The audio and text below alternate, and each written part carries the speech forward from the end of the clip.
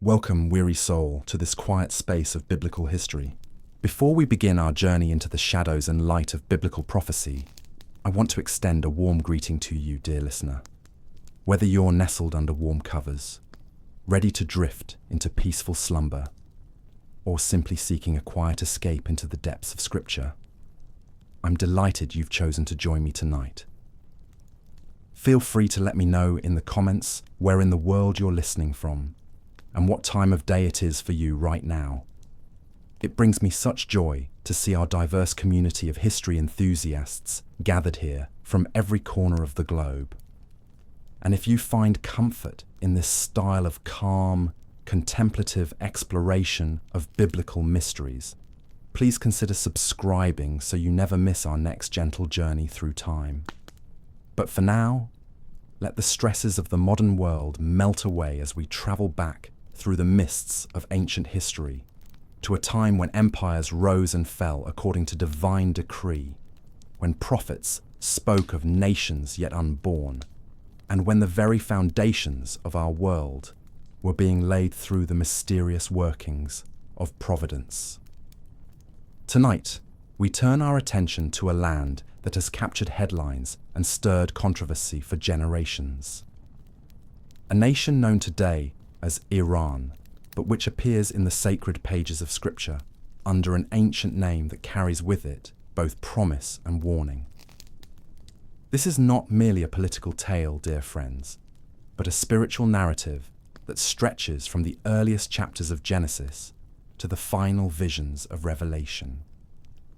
Picture, if you will, the world as it emerged from the great deluge.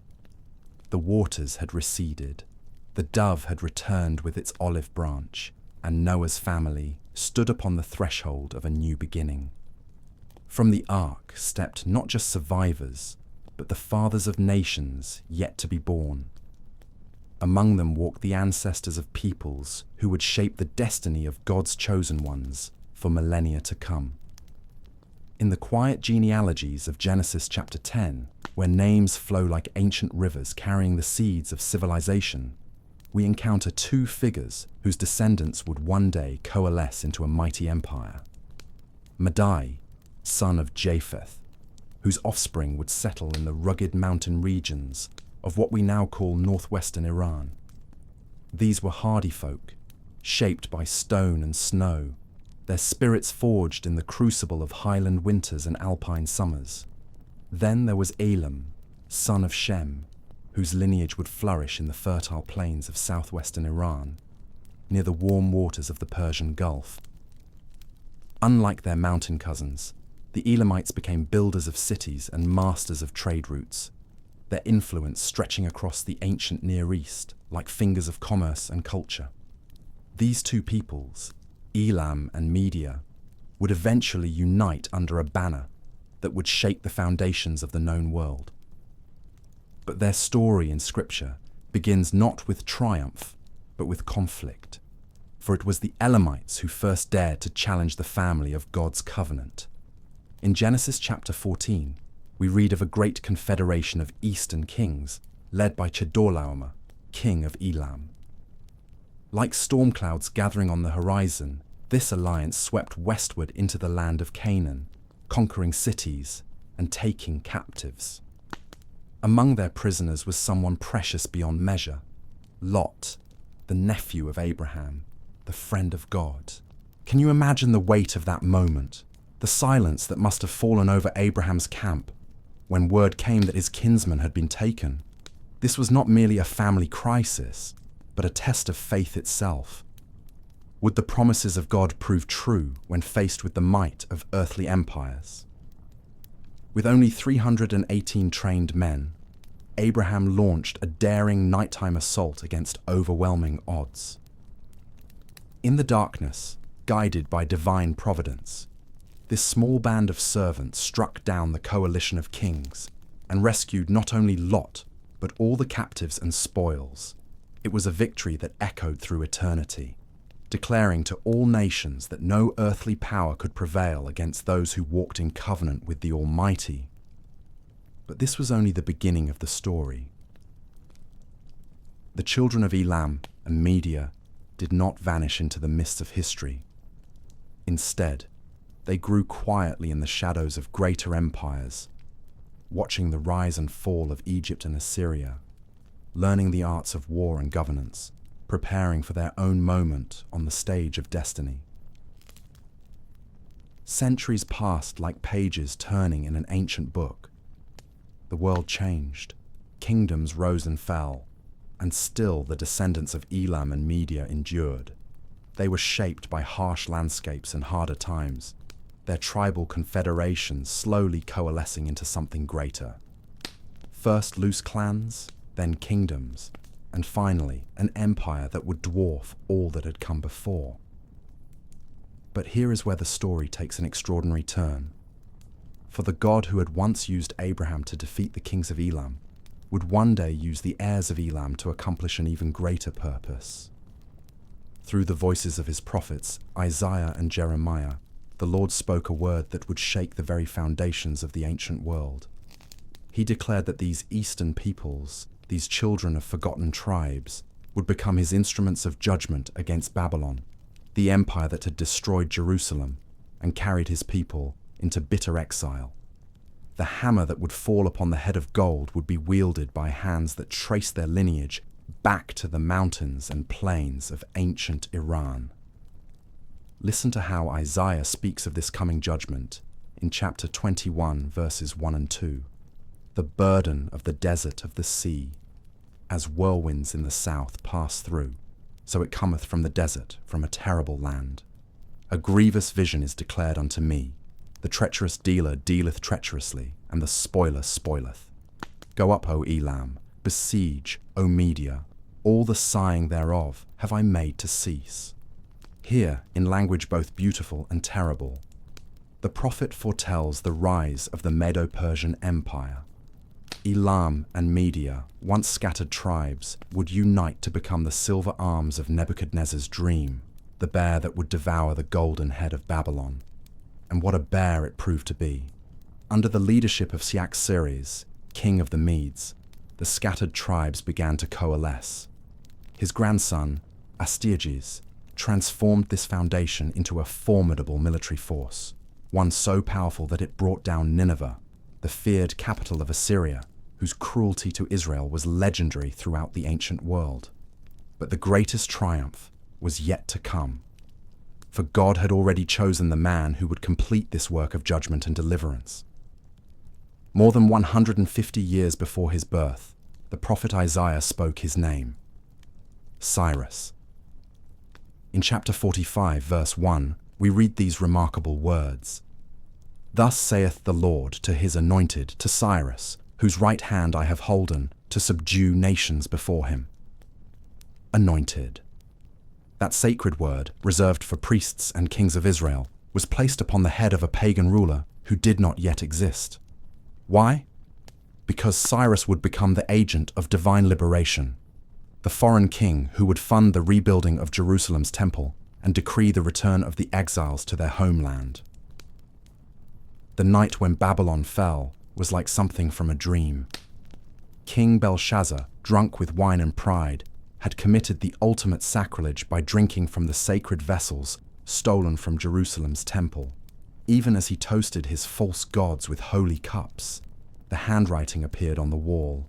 Mene, Mene, Tekel, Upharsin.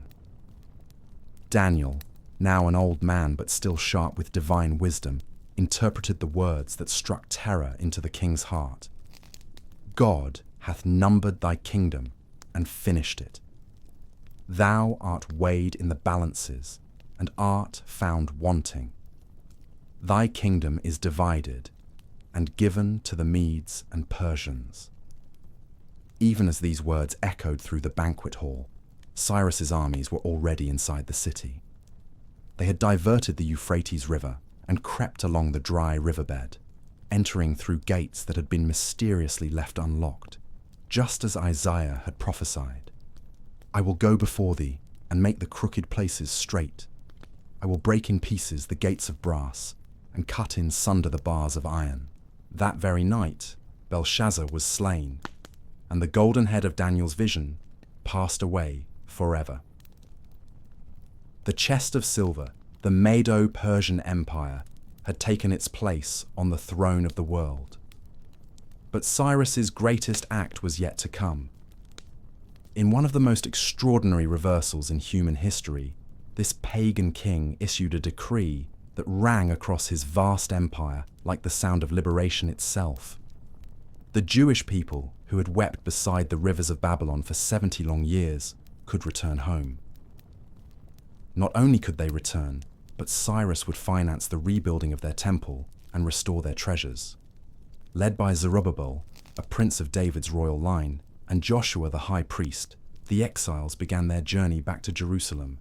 They carried with them not just their hopes and dreams, but the sacred vessels that Nebuchadnezzar had stolen from Solomon's temple, now restored by the decree of a Persian king who served the God he did not yet know. And so Persia, in an astonishing demonstration of divine sovereignty, became the one empire in history not to destroy Israel, but to rebuild it. What manner of king finances the house of a foreign god?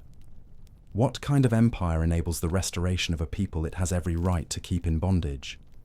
Only an empire guided by the invisible hand of providence, shaped by the same God who had once called Abraham out of Ur, and would one day send his own son to walk the hills of Galilee. But the story does not end with Cyrus and the return from exile. For Daniel, that faithful servant who had interpreted dreams and survived lions' dens, was granted visions that stretched far beyond his own time into the distant future. In the quiet years of the Persian peace, as the empire reached its zenith under kings like Darius and Xerxes, Daniel saw something that would have taken his breath away. In a vision by the river Ulai, he beheld a ram with 2 horns, one higher than the other, charging westward and northward and southward with unstoppable force. An angel's voice explained the meaning. The ram which thou sawest having 2 horns are the kings of Media and Persia. This was Persia at its peak, when its dominion stretched from India to Ethiopia, when its roads carried the wealth of nations and its laws were unchangeable.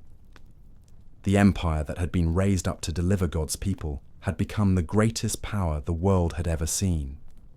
Yet even in its glory, Daniel saw its end. From the west came a goat, swift as the wind, with a single great horn. In a moment of supernatural speed, it struck the ram and broke its horns, trampling it into the dust. The Medo-Persian Empire, mighty as it was, would fall to the Greeks under Alexander the Great, who would conquer the known world before his 30th birthday. But this was still centuries in the future. For now, Persia ruled supreme, and in its royal city of Susa, the ancient capital of Elam, God would work another miracle of deliverance through the most unlikely of instruments, a young Jewish orphan named Esther. The story of Esther unfolds like a masterpiece of divine providence. King Ahasuerus, in a moment of drunken pride, had banished Queen Vashti for refusing to display herself before his guests.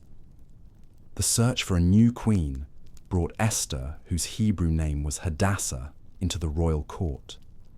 Guided by her cousin Mordecai, she concealed her Jewish identity and won the king's heart. But even as Esther wore the crown of Persia, a shadow was growing in the palace. Haman, a descendant of the Amalekites, those ancient enemies of Israel, had risen to become the king's chief minister. When Mordecai refused to bow before him, Haman's wounded pride conceived a plan of unspeakable evil. He would not merely punish one man, but annihilate an entire people. With cunning words and a massive bribe, Haman convinced the king to issue an edict of destruction. On a set date, all Jews throughout the empire would be killed, their property seized, their memory erased. The decree went out sealed with the royal ring, and panic spread through Jewish communities from India to Ethiopia. But God had placed his own queen upon the throne of Persia. After 3 days of fasting and prayer, Esther approached the king unsummoned, risking her very life. When he extended his golden scepter in mercy, she began a careful dance of revelation that would save her people and destroy their enemy. At the second of 2 banquets she had prepared, Esther revealed both her identity and Haman's treachery. The king's rage was terrible to behold. Haman was hanged on the very gallows he had built for Mordecai, and a new decree went out across the empire, giving the Jews the right to defend themselves. What had been planned as a day of annihilation became a day of victory and celebration.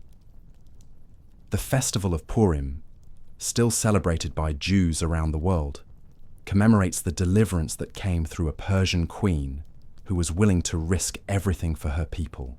And so, once again, Persia became the instrument of divine deliverance. The empire that had rebuilt the temple had now preserved the people who would one day welcome their Messiah. As the centuries passed and Persia's golden age waned, the empire began to fade from the center stage of biblical history.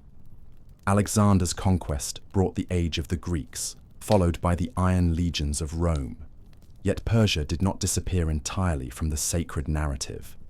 When the long-awaited Messiah was finally born in Bethlehem, who were among the first to worship him? Wise men from the east, magi who had studied the ancient prophecies and recognized the signs in the heavens.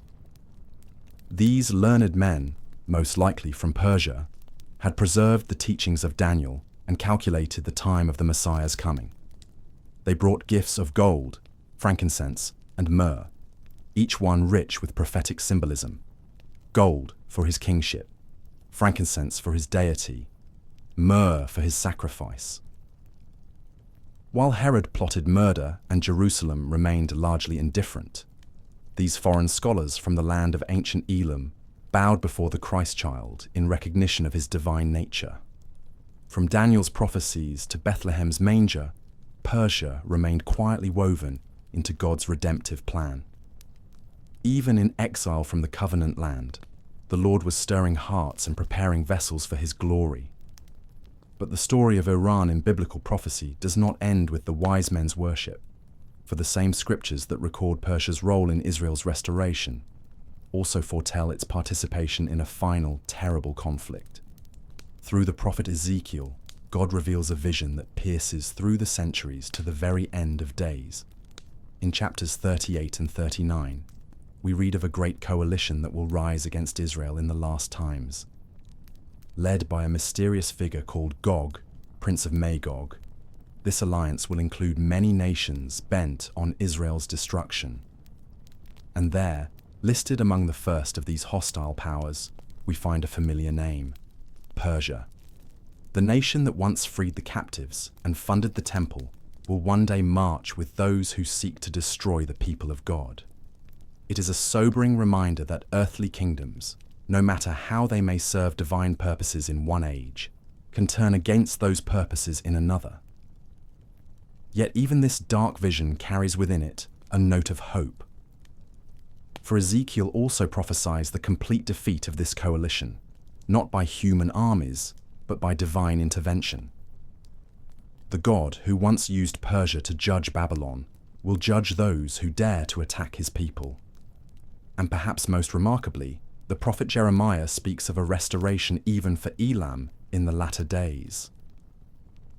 After describing judgment that will fall upon this ancient land, he adds these hopeful words: "But it shall come to pass in the latter days that I will bring again the captivity of Elam, saith the Lord." Could it be that even after the fires of final judgment, God's mercy will extend to the land of ancient Persia? Could the nation that once served as his instrument of deliverance find restoration even after serving as an instrument of rebellion? Such are the mysteries of divine providence, where justice and mercy meet in ways that confound human understanding. The same God who raised up Cyrus can raise up leaders who will turn hearts back to him. The same hand that guided Esther can guide others to seek his face in the darkest hours. As we trace this long narrative from Genesis to Revelation, from the first mention of Elam and Madai to the final visions of restored nations, we see the sovereignty of God displayed across the centuries. Nations rise and fall, serve and rebel, receive blessing and face judgment, all according to purposes higher than human wisdom can fully comprehend. The story of Iran in biblical prophecy is not merely about one nation's destiny. It is about the God who works through all nations to accomplish his will. It is about the patience of heaven with earthly kingdoms, the mercy that extends second chances, and the justice that will not be forever delayed. Tonight, as you drift toward sleep, let your mind rest on these ancient certainties. The God who called Abraham and used Cyrus, who preserved Esther and guided the Magi, who judges the rebellious and restores the repentant, is the same yesterday, today, and forever. In a world where headlines change daily and nations shift like sand, these ancient promises stand firm.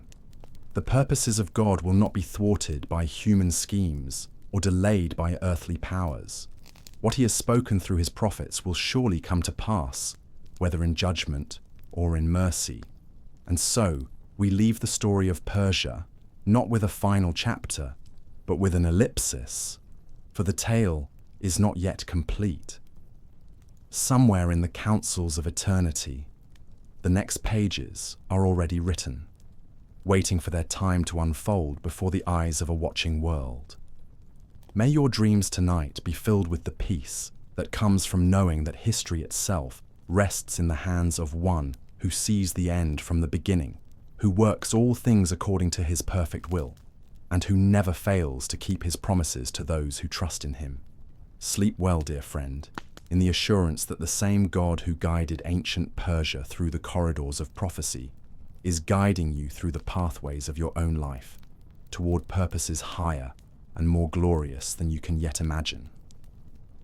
The story continues, and you are part of it, written into the eternal narrative of divine love and sovereign grace that began before the foundation of the world and will endure long after the stars have grown cold and the earth has passed away into the glory of a new creation. Rest now in these ancient truths, and let the whispered promises of Scripture carry you gently into the peaceful embrace of sleep. Part 2. The Divine Calling, From Dust to Covenant. In the vast expanse of history, where countless civilizations have risen and fallen like waves upon an eternal shore, there emerges a story so profound that it continues to shape the very foundations of our understanding today. We have already begun to explore the mysterious origins of Iran, tracing its ancient roots through the genealogies of Genesis, where the descendants of Noah, Madai, and Elam would eventually give birth to the Persian Empire. But tonight, as we delve deeper into this remarkable journey, we must pause to consider something truly extraordinary. How a collection of mountain tribes and valley dwellers would one day become the instrument through which the Almighty himself would orchestrate one of history's most stunning reversals. The story we're about to unfold is not merely one of political maneuvering or military conquest. It is a tale of divine appointment, where the God of Israel would choose to work through the most unlikely of vessels. A pagan king who knew not the name of the Lord, yet would be called by that very name more than a century before his birth. This is the story of Cyrus the Great, the Persian monarch who would become God's anointed one, his Messiah, chosen to fulfill prophecies that had been spoken when Babylon still seemed invincible and Jerusalem lay in ashes. But before we can truly appreciate the magnitude of what God accomplished through Persia, we must first understand the depths of despair from which his people needed to be rescued. Picture, if you will, the scene in 586 BCE. The great city of Jerusalem, the crown jewel of David's kingdom, lay in smouldering ruins. The Temple of Solomon, that magnificent structure where the glory of the Lord had once dwelt between the cherubim, was nothing more than a pile of blackened stones. The sound of weeping filled the air as families were torn apart, as the cream of Judah's society, the skilled craftsmen, the learned scribes, the royal household, were marched away in chains toward a distant land. Among those captives was a young man named Daniel, perhaps no more than 15 years of age, whose entire world had just collapsed around him. Everything he had known, his family, his culture, his very identity as a child of the covenant, had been stripped away in a matter of days. Yet, as this teenage exile trudged along the dusty roads toward Babylon, he carried within his heart something that no earthly power could touch: an unshakable faith in the God of his fathers and the promises that had been made to Abraham, Isaac, and Jacob. Daniel could not have known, as he entered the glittering capital of Nebuchadnezzar's empire, that he was about to become a witness to one of the most remarkable demonstrations of divine sovereignty in all of human history. For God was already at work, even in the darkest hour of his people's exile, preparing the stage for a deliverance that would surpass even the exodus from Egypt in its scope and wonder. The Babylonian Empire, in those days, seemed absolutely invincible.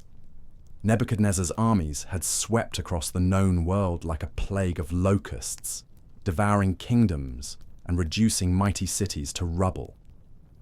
The king himself, drunk on power and conquest, had erected a golden image 90 feet tall and commanded all the peoples of his empire to bow down and worship it.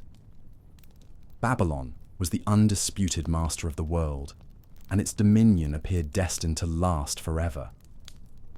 Yet even as Nebuchadnezzar basked in his glory, God was revealing to his faithful servant Daniel that this mighty empire was nothing more than a temporary arrangement in the divine plan.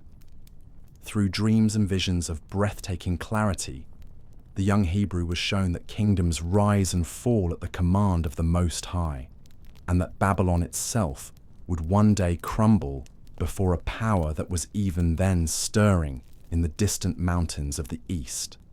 It was in this context that one of the most extraordinary prophecies in all of Scripture was delivered. Through his servant Isaiah, speaking more than 150 years before the events would unfold, God declared something that must have seemed utterly impossible to those who first heard it. This is what the Lord says to his anointed, to Cyrus, whose right hand I take hold of to subdue nations before him and to strip kings of their armor, to open doors before him so that gates will not be shut. Think about the audacity of this declaration. Here was the God of Israel, whose people were still living in their own land, whose temple was still standing in Jerusalem, already naming a foreign king who would not be born for more than a century. Not only was this king named, but he was given one of the most sacred titles in all of Hebrew theology, Anointed One, or Messiah. This was a designation typically reserved for the kings and priests of Israel, those who were set apart for sacred service to the Lord. Yet here it was being applied to a pagan ruler who would worship false gods and know nothing of the covenant. But God's ways are not our ways, and his thoughts are not our thoughts. What seemed impossible to human understanding was already fixed in the divine plan. For even as the prophecy was being recorded, the pieces were beginning to move on the great chessboard of history. In the rugged highlands, where Maddai's descendants had made their home, tribal confederations were forming. In the fertile valleys, where Elam had established his cities, a new power was beginning to stir.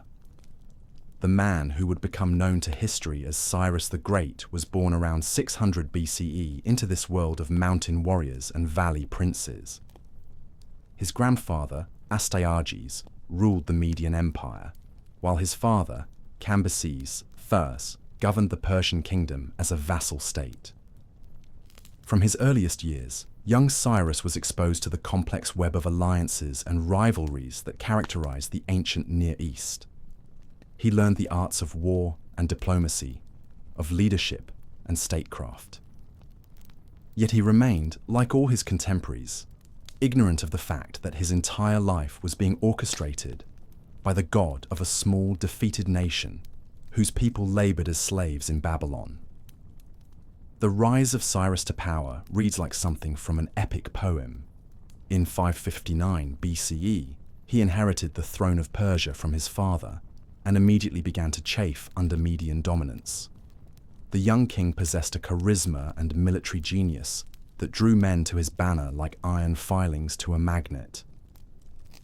Within a few short years, he had united the Persian tribes under his rule and turned his attention to the greater prize, the Median Empire itself. The confrontation between Cyrus and his grandfather Astyages was swift and decisive. In a series of brilliant campaigns, the Persian upstart outmaneuvered the older king's forces and brought the entire Median Empire under his control. But rather than ruling as a conqueror, Cyrus demonstrated a political wisdom that would become his trademark. He treated his new Median subjects with respect, incorporated their nobles into his administration, and created a unified Medo-Persian empire that combined the strengths of both peoples. This was only the beginning. With the resources of Media and Persia at his disposal, Cyrus turned his attention to the wider world. Kingdom after kingdom fell before his advancing armies. Lydia, with its legendary wealth, was conquered, and its king Croesus taken captive. The Greek cities of Asia Minor submitted to Persian rule. Everywhere Cyrus went, he displayed the same combination of military brilliance and administrative genius that had characterized his conquest of Media.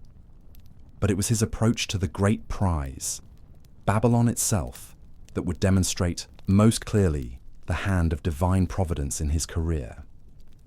By 539 BCE, the Persian Empire had grown to encompass most of the known world, and only Babylon remained as a potential rival to Cyrus's dominion.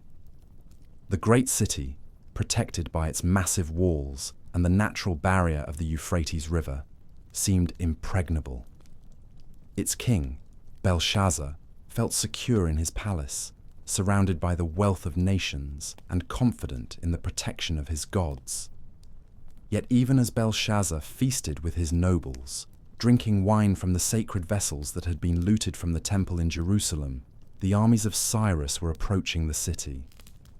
The Persian engineers had devised a plan of breathtaking audacity. They would divert the Euphrates River, lowering the water level enough for troops to march along the riverbed and enter the city through the water gates that the Babylonians, in their confidence, had left unguarded. On the night of October 12th, 539 BCE, as Belshazzar's feast reached its climax, the hand of God literally appeared and wrote the doom of Babylon on the palace wall. Daniel, now an elderly man who had served in the courts of kings for nearly 70 years, was summoned to interpret the mysterious writing. His words rang out like a death knell. God has numbered the days of your reign and brought it to an end. You have been weighed on the scales and found wanting. Your kingdom is divided and given to the Medes and Persians. Even as Daniel spoke these words, they were being fulfilled. The Persian soldiers had entered the city through the lowered riverbed, exactly as Isaiah had prophesied. I will go before you and will level the mountains. I will break down gates of bronze and cut through bars of iron. Without a battle, without a siege, Babylon fell in a single night. Belshazzar was slain, and Cyrus found himself master of the greatest empire the world had ever known. But the most remarkable part of this story was yet to come. For Cyrus, despite being a pagan who worshipped the gods of Persia, was about to fulfill his divine calling in a way that would echo through the centuries. In the first year of his reign over Babylon, he issued a decree that must have seemed like the answer to 70 years of prayer. The Jewish exiles were free to return to their homeland and rebuild the temple of their God. This was not merely an act of political expediency, though Cyrus certainly understood the value of having grateful subjects in a strategic location. This was the fulfillment of prophecy, the working out of a divine plan that had been set in motion before the foundations of the world were laid. The God who had called Abraham from Ur of the Chaldees, who had delivered Israel from bondage in Egypt, who had established David's throne in Jerusalem, was now using a Persian king to restore his people to their inheritance. The decree itself preserved for us in the books of Ezra and Chronicles, reads like a proclamation of divine victory. This is what Cyrus, king of Persia, says: "The Lord, the God of heaven, has given me all the kingdoms of the earth, and he has appointed me to build a temple for him at Jerusalem in Judah. Any of his people among you may go up to Jerusalem in Judah and build the temple of the Lord, the God of Israel, the God who is in Jerusalem. And in any locality where survivors may now be living, the people are to provide them with silver and gold, with goods and livestock, and with free will offerings for the temple of God in Jerusalem." Think about what this meant for the Jewish exiles who heard these words. For 70 long years, they had sat by the rivers of Babylon and wept when they remembered Zion. They had hung their harps on the willows and refused to sing the songs of the Lord in a foreign land. Many had given up hope of ever seeing Jerusalem again. The older generation had died in exile, and their children knew Babylon as their only home. Yet now, through the mouth of a pagan king, the God of their fathers was calling them home. The return from exile was not a mass exodus like the departure from Egypt had been. It was a gradual process that took place over several decades, with different groups making the journey at different times. The first contingent, led by Zerubbabel, a descendant of David's royal line, and Joshua the high priest, set out for Jerusalem with nearly 50,000 returnees. They carried with them not only their hopes and dreams, but also the sacred vessels of the temple that Nebuchadnezzar had looted and that Cyrus now returned to their rightful place. When these first returnees reached Jerusalem, they found a city in ruins. The walls were broken down, the houses were in shambles, and weeds grew where the temple had once stood. Yet they set to work immediately, clearing the rubble and laying the foundations for a new temple. The sound of their hammers and chisels must have seemed like music to the ears of the Almighty, who had waited so long to see his house rebuilt. The construction of the second temple was not without its challenges. Local opposition arose from those who had settled in the land during the exile, and work was sometimes halted for years at a time. But through it all, the hand of God was evident in the protection and provision he gave to his people. When enemies tried to stop the work, Persian officials intervened on behalf of the Jews. When resources were needed, they were provided. When encouragement was required, prophets like Haggai and Zechariah arose to spur the people on to completion. Through all of this, the figure of Cyrus loomed large as the instrument of divine deliverance. Though he died before the temple was completed, his legacy lived on in the policies of his successors. Darius I confirmed and expanded Cyrus's decree, providing additional resources for the temple's construction. Artaxerxes I later authorized Ezra and Nehemiah to complete the restoration of Jerusalem and its walls. For nearly 2 centuries, the Persian Empire served as the protector and patron of the Jewish people, enabling them to rebuild not only their city and temple, but their entire way of life. What makes this story so remarkable is not just the scale of what was accomplished, but the way in which it demonstrates the sovereignty of God over the affairs of nations.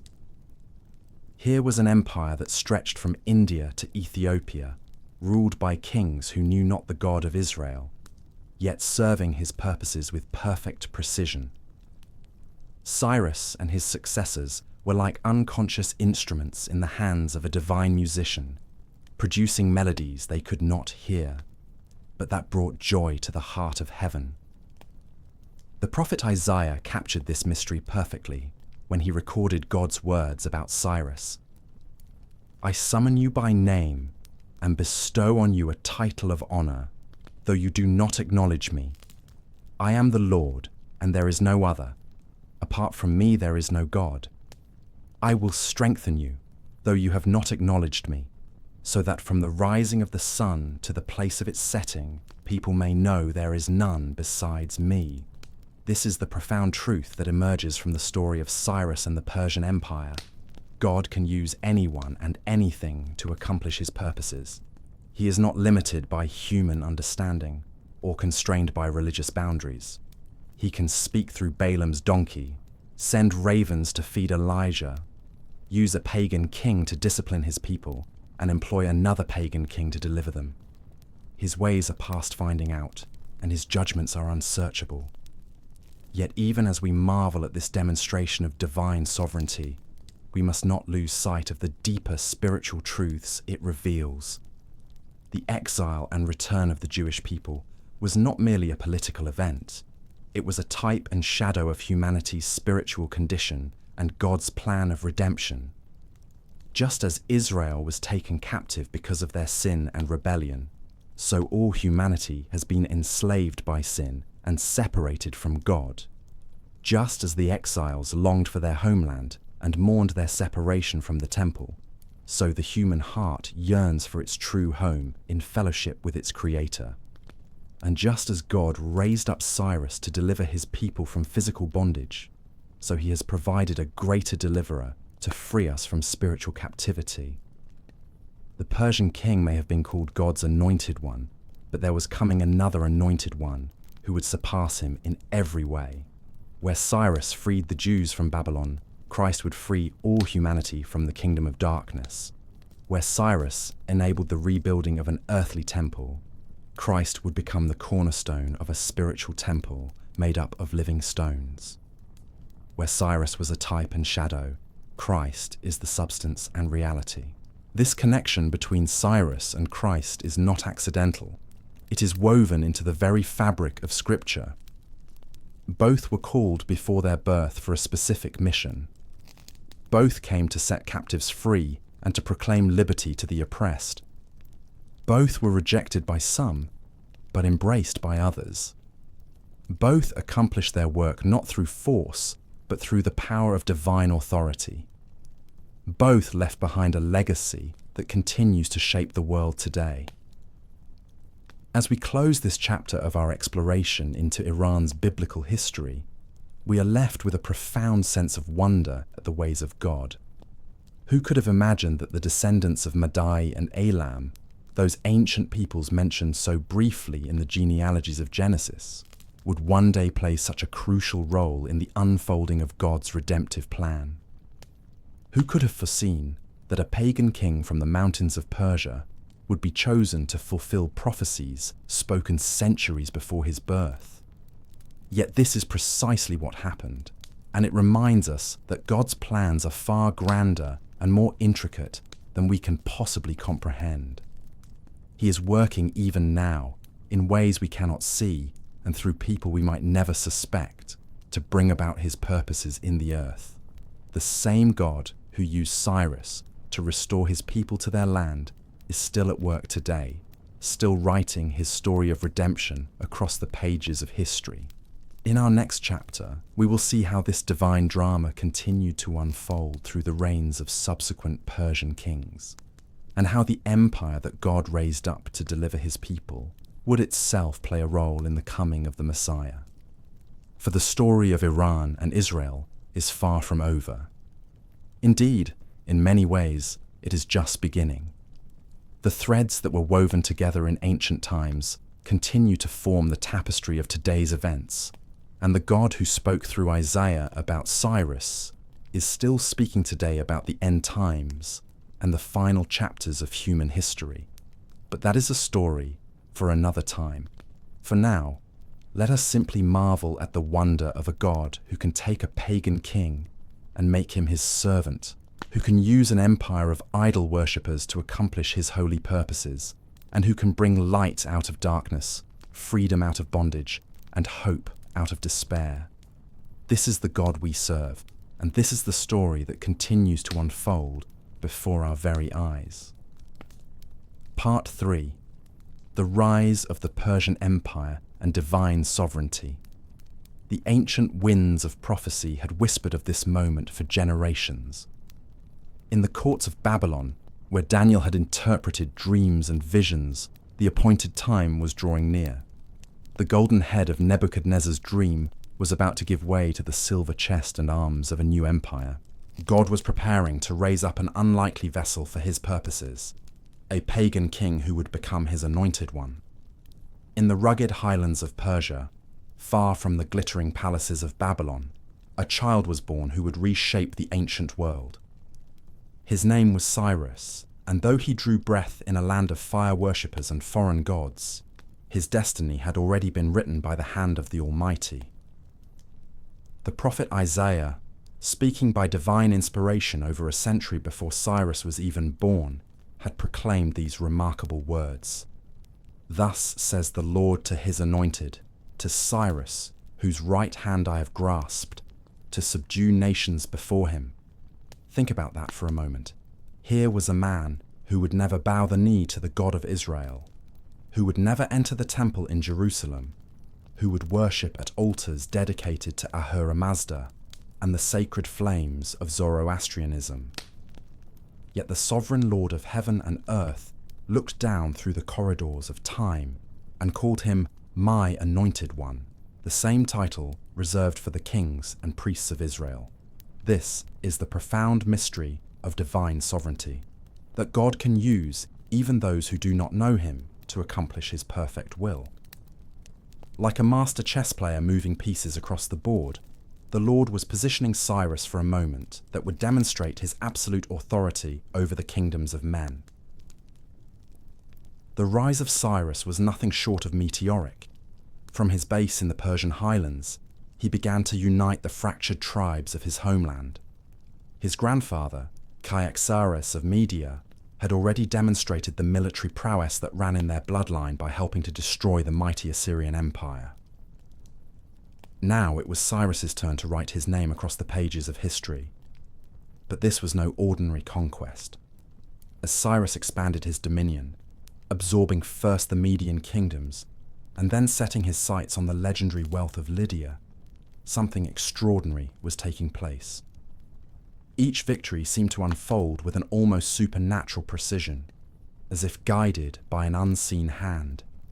The God who had promised through his prophet that he would go before Cyrus was making good on his word. When Cyrus faced Croesus, the fabulously wealthy king of Lydia, the battle should have been far more difficult. Lydia boasted riches that were the envy of the ancient world, and Croesus commanded armies that had never known defeat. Yet Cyrus's forces swept through Lydian territory with an efficiency that amazed even seasoned military observers. The silver of Lydia flowed into Persian treasuries, and another piece of the prophetic puzzle fell into place. But it was Cyrus's treatment of conquered peoples that truly set him apart from other ancient conquerors. While Assyrian and Babylonian kings were known for their brutality, deporting entire populations, destroying temples, and crushing local customs, Cyrus followed a radically different approach. He allowed conquered peoples to maintain their religious practices, rebuild their shrines, and govern themselves according to their ancestral laws. This wasn't mere political calculation, though it certainly proved to be brilliant strategy. There was something deeper at work here, something that would become clear when Cyrus turned his attention to the greatest prize of all, Babylon itself. The city of Babylon in Cyrus's day was a wonder of the ancient world. Its massive walls, its hanging gardens, its towering ziggurats seemed to proclaim the eternal dominion of Nebuchadnezzar's dynasty. The Babylonians had grown comfortable in their supremacy, confident that their city was impregnable. After all, hadn't they conquered Jerusalem? Hadn't they carried away the treasures of Solomon's temple? Hadn't they dragged the flower of Judah into exile? But in the divine economy, Babylon's treatment of God's people had not gone unnoticed. The very treasures they had stolen from the temple, the very exiles they had forced to weep by foreign rivers, would become the instruments of their judgment. For God had not forgotten his covenant with Abraham, Isaac, and Jacob. The time of exile was drawing to a close, and Babylon's role as the rod of divine discipline was about to end. The fall of Babylon reads like something from the pages of an epic fantasy, yet every detail was recorded by ancient historians and confirmed by archaeology. As Cyrus's armies approached the city, Belshazzar, Babylon's regent, through a great feast. In a moment of shocking hubris, he ordered that the sacred vessels stolen from Jerusalem's temple be brought out for his nobles to drink from. These weren't mere cups and bowls. They were holy instruments that had been consecrated for the worship of the one true God.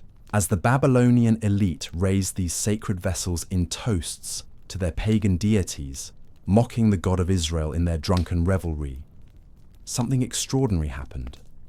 A mysterious hand appeared and began writing on the palace wall. The party fell silent. The wine turned to ashes in their mouths. No one could read the strange words that appeared. Mene, Mene, Tekel, Upharsin. In desperation, Belshazzar called for Daniel, the aged Hebrew prophet who had served faithfully through multiple Babylonian reigns. Daniel's interpretation was swift and terrible. God has numbered your kingdom and brought it to an end. You have been weighed in the balances and found wanting. Your kingdom is divided and given to the Medes and Persians. Even as Daniel spoke these words of judgment, Cyrus's engineers were executing one of the most audacious military maneuvers in ancient history. They had diverted the Euphrates River, lowering the water level that protected Babylon's seemingly impregnable walls. Under cover of darkness, Persian soldiers waded through the shallow water and entered the city through gates that had been mysteriously left unguarded. The prophet Isaiah had foretold this very scenario. I will go before you and level the exalted places. I will break in pieces the doors of bronze and cut through the bars of iron. That night, as Belshazzar lay dead and Babylon's mighty empire crumbled, the silver kingdom of Daniel's vision took its place on the throne of the ancient world. But Cyrus's greatest moment was yet to come. Soon after his conquest of Babylon, this pagan king would issue a decree that would echo through eternity. Standing before the treasures of the known world, commanding armies that stretched from India to the Mediterranean, Cyrus would make a decision that revealed the hand of God working through human history. He would proclaim freedom for the Jewish exiles, not just freedom to return to their homeland, but royal funding to rebuild their temple, not just permission to practice their religion, but active encouragement to restore the worship of their God. The anointed one whom Isaiah had prophesied would fulfill his destiny, becoming the unlikely deliverer of God's chosen people. This is the wonder of divine sovereignty, that the God who rules over all nations can raise up a deliverer from among the Gentiles, can use the armies of pagans to accomplish his covenant purposes, and can turn the hearts of kings like channels of water, directing them according to his perfect will.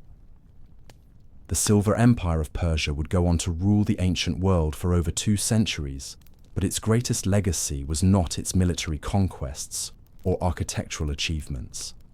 Its greatest legacy was demonstrating that the God of Israel is indeed the God of all nations, the sovereign ruler who removes kings and sets up kings, and whose purposes will stand, though empires rise and fall.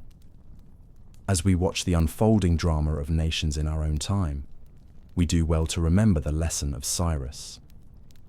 God's purposes are not constrained by human understanding or limited by earthly allegiances. He can raise up deliverers from unexpected places and use unlikely vessels to accomplish his perfect will. The same God who called Cyrus his anointed one continues to work through the rise and fall of nations, orchestrating all things according to the counsel of his will. The story of Persia's rise was just beginning, but already the pattern was clear. This would be an empire marked not by its own glory, but by its role in the unfolding drama of redemption. From the highlands of ancient Iran to the throne rooms of conquered kingdoms, the hand of divine providence was writing a story that would culminate not in earthly dominion, but in the coming of the ultimate anointed one, the Messiah who would establish a kingdom that would never end. As we've journeyed through the ancient corridors of biblical prophecy, we've witnessed how the descendants of Elam and Madai first emerged from Noah's lineage, scattered across the mountainous regions and fertile plains that would one day become the heart of the Persian Empire. We've seen how these early peoples, though dwelling far from the promised land, were never beyond the reach of God's sovereign plan. Tonight, as we continue our exploration into the deep currents of biblical history, we find ourselves standing at yet another crossroads where human ambition meets divine purpose. The story we're about to unfold takes us deeper into the mysterious workings of providence, where even the most unlikely vessels become instruments in God's hands. For you see, the transformation of scattered tribal confederations into a mighty empire didn't happen overnight, nor did it occur without the quiet orchestration of forces far greater than any earthly king could comprehend. In the rolling hills and verdant valleys of what we now call Iran, something extraordinary was stirring. The Median tribes, those hardy descendants of Madai, had learned to survive and thrive in the harsh mountain terrain. Generation after generation, they developed not just physical resilience, but an organizational structure that would prove crucial to the unfolding drama of biblical prophecy. These were not the soft, pampered nobles of established empires. These were warriors forged by necessity, leaders shaped by adversity, and a people whose very existence had been tested by the elements themselves. Meanwhile, in the southern regions where the rivers ran rich and the soil yielded abundant harvests, the Elamites had built something different but equally significant. Their cities hummed with commerce, their temples reached toward heaven, and their understanding of statecraft grew more sophisticated with each passing century. Yet neither the Medes nor the Elamites could have imagined that their separate destinies would one day converge to fulfill prophecies spoken by Hebrew captives in distant Babylon. The first great catalyst in this divine drama came through a man whose name has echoed through the corridors of history. Deioces, king of the Medes, began the slow but inexorable process of unification that would eventually reshape the ancient world. This wasn't merely political ambition, though ambition certainly played its part. This was the beginning of something far more profound, something that would reach its crescendo in ways that Deioces himself could never have anticipated. Under his leadership, the scattered Median tribes began to coalesce into something resembling a unified force. The mountain strongholds that had once served as individual fortresses now became part of a broader defensive network. Trade routes that had been vulnerable to raiders were secured and protected.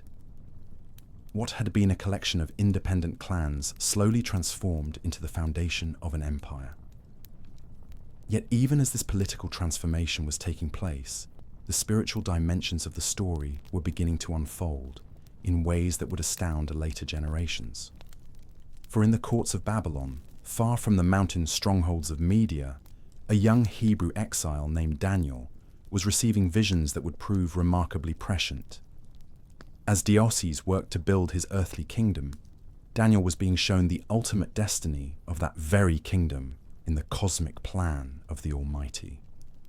The silver arms of the great statue in Nebuchadnezzar's dream, the fierce bear rising up on one side in Daniel's later vision, these weren't merely symbolic representations.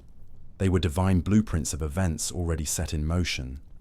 The grandson of Deioces, a man history remembers as Cyaxares, would take his grandfather's foundation and transform it into something truly formidable. Under his leadership, the Median forces would accomplish what many had thought impossible. They would bring down the seemingly invincible Assyrian Empire. The great city of Nineveh, that symbol of cruelty and oppression that had tormented the people of God for generations, would fall to the very forces that God was raising up in the mountains of Media. But let us pause here for a moment and consider the profound mystery of divine timing. At precisely the moment when Babylon was growing in strength and beginning to threaten Jerusalem, God was preparing the instrument that would eventually humble Babylon itself. As Nebuchadnezzar's armies were marching toward the holy city, as the temple was being marked for destruction, as the people of God were about to enter their darkest hour of exile, The pieces were already being positioned on the cosmic chessboard for their eventual liberation. This is perhaps one of the most remarkable aspects of biblical prophecy, its ability to see beyond the immediate crisis to the ultimate resolution. When everything seemed darkest for God's people, when their enemies appeared triumphant, and their cause seemed lost, the seeds of redemption were already sprouting in distant lands, among peoples who didn't even know the God of Israel. The Elamites, meanwhile, were developing their own sophisticated understanding of governance and military strategy. Their position in the fertile lowlands gave them advantages that complemented the mountain strength of their Median neighbors. Where the Medes excelled in guerrilla warfare and defensive tactics, the Elamites brought knowledge of siegecraft, logistics, and the kind of administrative expertise that would prove essential in governing a vast empire.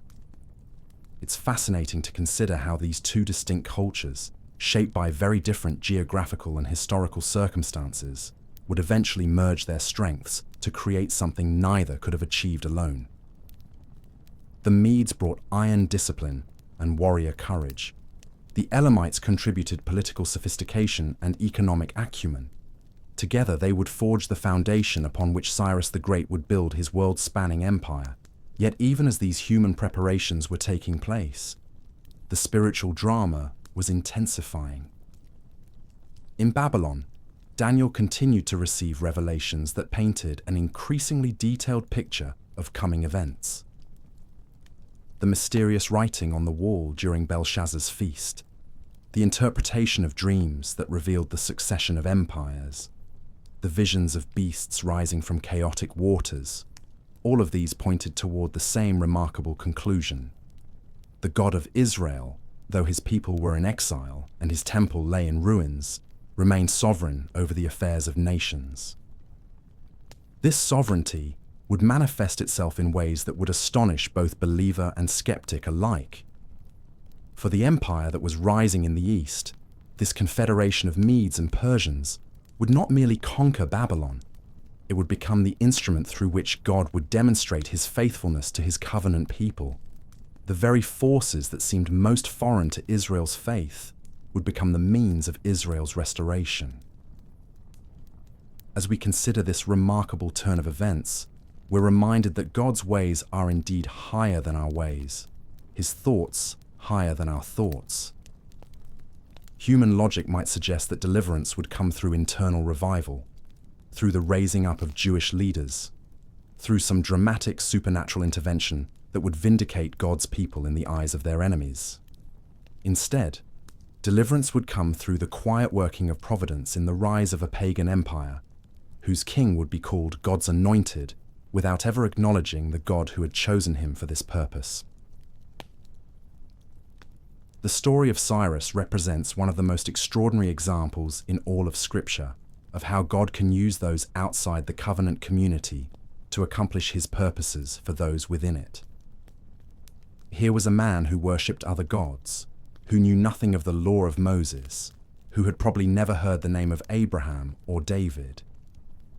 Yet this same man would be the instrument through which the temple would be rebuilt, the exiles would return, and the promise of restoration would be fulfilled. This should give us pause as we consider the breadth and depth of God's sovereignty. The same God who could speak creation into existence, who could part the Red Sea and cause the walls of Jericho to fall, chose to work through the gradual rise of a foreign empire to accomplish his purposes for his people. There's something profoundly humbling about this recognition, that God's methods often transcend our categories and expectations. As the Median Confederation grew stronger and the Elamite cities prospered, as trade routes expanded and military capabilities increased, as diplomatic alliances were forged and territorial boundaries shifted, all of these seemingly secular developments were actually components in a divine symphony that had been composed before the foundation of the world. Every political maneuver, every military campaign, every economic transaction was playing its part in bringing about the fulfillment of promises that had been made to Abraham, Isaac, and Jacob centuries before any of these events took place. And so, as we drift towards sleep tonight, let us carry with us this profound truth, that even in the darkest moments of history, even when God's people seem forgotten and his promises appear to have failed, the sovereign Lord of heaven and earth continues to work through means both seen and unseen, through peoples both near and far, through methods both expected and surprising, to accomplish his eternal purposes. The rise of the Medo-Persian Empire was not merely a political development. It was a divine appointment, orchestrated by the one who holds all nations in his hands and directs the course of history according to the counsel of his will. As the Persian Empire reached the zenith of its power under Cyrus the Great, stretching from India to Ethiopia, from the Black Sea to the Persian Gulf, something extraordinary was unfolding in the corridors of divine purpose. Here was an empire that controlled the known world, yet remained unknowingly subject to a higher authority.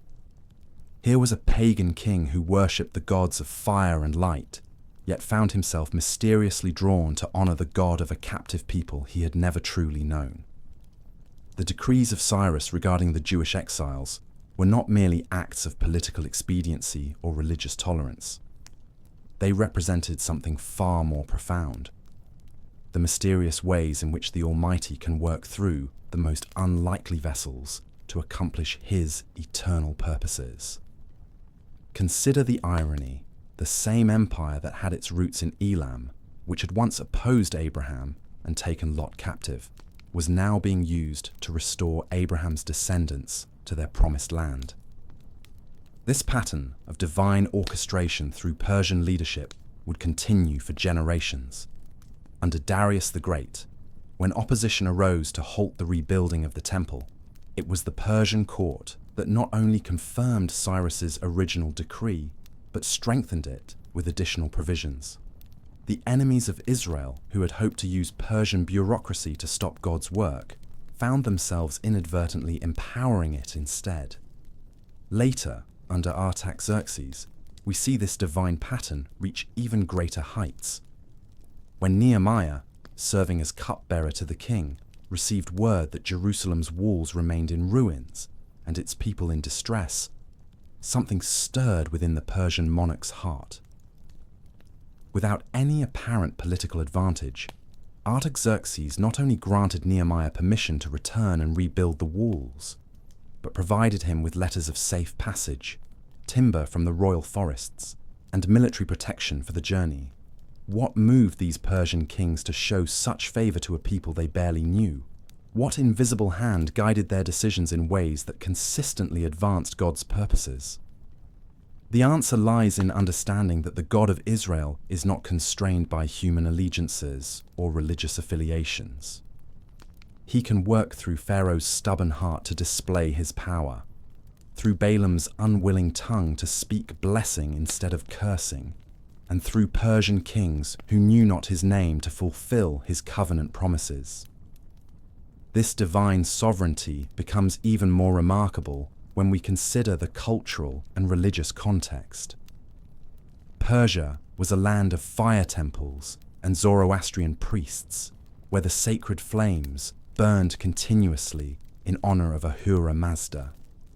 Yet these same Persian rulers found themselves consistently supporting the reconstruction of a temple dedicated to Yahweh, funding the restoration of worship practices completely foreign to their own religious understanding.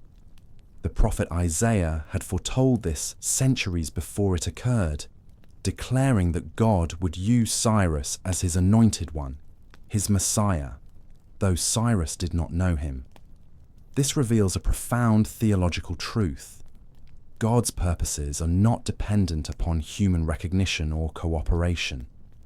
He can work through willing hearts and resistant ones alike, through those who acknowledge his sovereignty and those who remain unaware of his guiding hand. Consider how this played out in the practical details of restoration. When the first wave of exiles returned under Zerubbabel, They carried with them not only permission to rebuild, but also the sacred vessels that Nebuchadnezzar had plundered from Solomon's temple. These golden and silver articles, which had been stored in Babylon's treasuries for 70 years, were now being restored to their proper place by the very empire that had inherited them from Babylon. The symbolism is profound. The vessels that had been defiled in Belshazzar's feast, used to mock the God of Israel while toasting pagan deities, were now being ceremonially returned, cleansed, and restored to holy service. What had been meant as trophies of conquest became instruments of restoration. What had been symbols of defeat became signs of divine faithfulness. But perhaps most remarkable of all was how God worked through the Persian administrative system itself. The very bureaucracy that Israel's enemies tried to use against the rebuilding project became the mechanism through which divine protection was extended. When Tattenai and other officials wrote to Darius questioning the Jews' authority to rebuild, they unwittingly triggered a search of the royal archives that not only confirmed but strengthened the original decree. This divine irony reaches its peak in the story of Esther, where we see God working through the highest levels of Persian society to protect his people from complete annihilation. Here was Haman, an Agagite descendant of Israel's ancient enemies, rising to power with genocidal intentions. Yet God had already positioned a young Jewish woman in the very heart of the Persian court, married to the king himself, though her heritage remained hidden. The timing was no coincidence. Esther's elevation to queen, Mordecai's discovery of an assassination plot, Haman's construction of gallows, the king's sleepless night leading to the reading of royal chronicles, each element fell into place with the precision of divine orchestration. What Haman intended for evil, God used for good, not only protecting his people, but elevating them to positions of influence throughout the Persian Empire. Through these interconnected stories, we see that God's sovereignty operates on multiple levels simultaneously. He works through the grand sweep of imperial politics and the intimate details of individual lives. He orchestrates the rise and fall of empires while attending to the personal struggles of his people. He can use the hatred of enemies to accomplish his protective purposes and the ignorance of pagans to fulfill his covenant promises.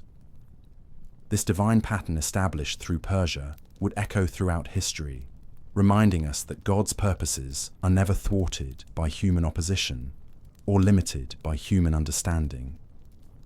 The empire that began with Cyrus's unexpected decree would continue for centuries as an instrument of divine providence until the time came for the next phase of God's redemptive plan to unfold.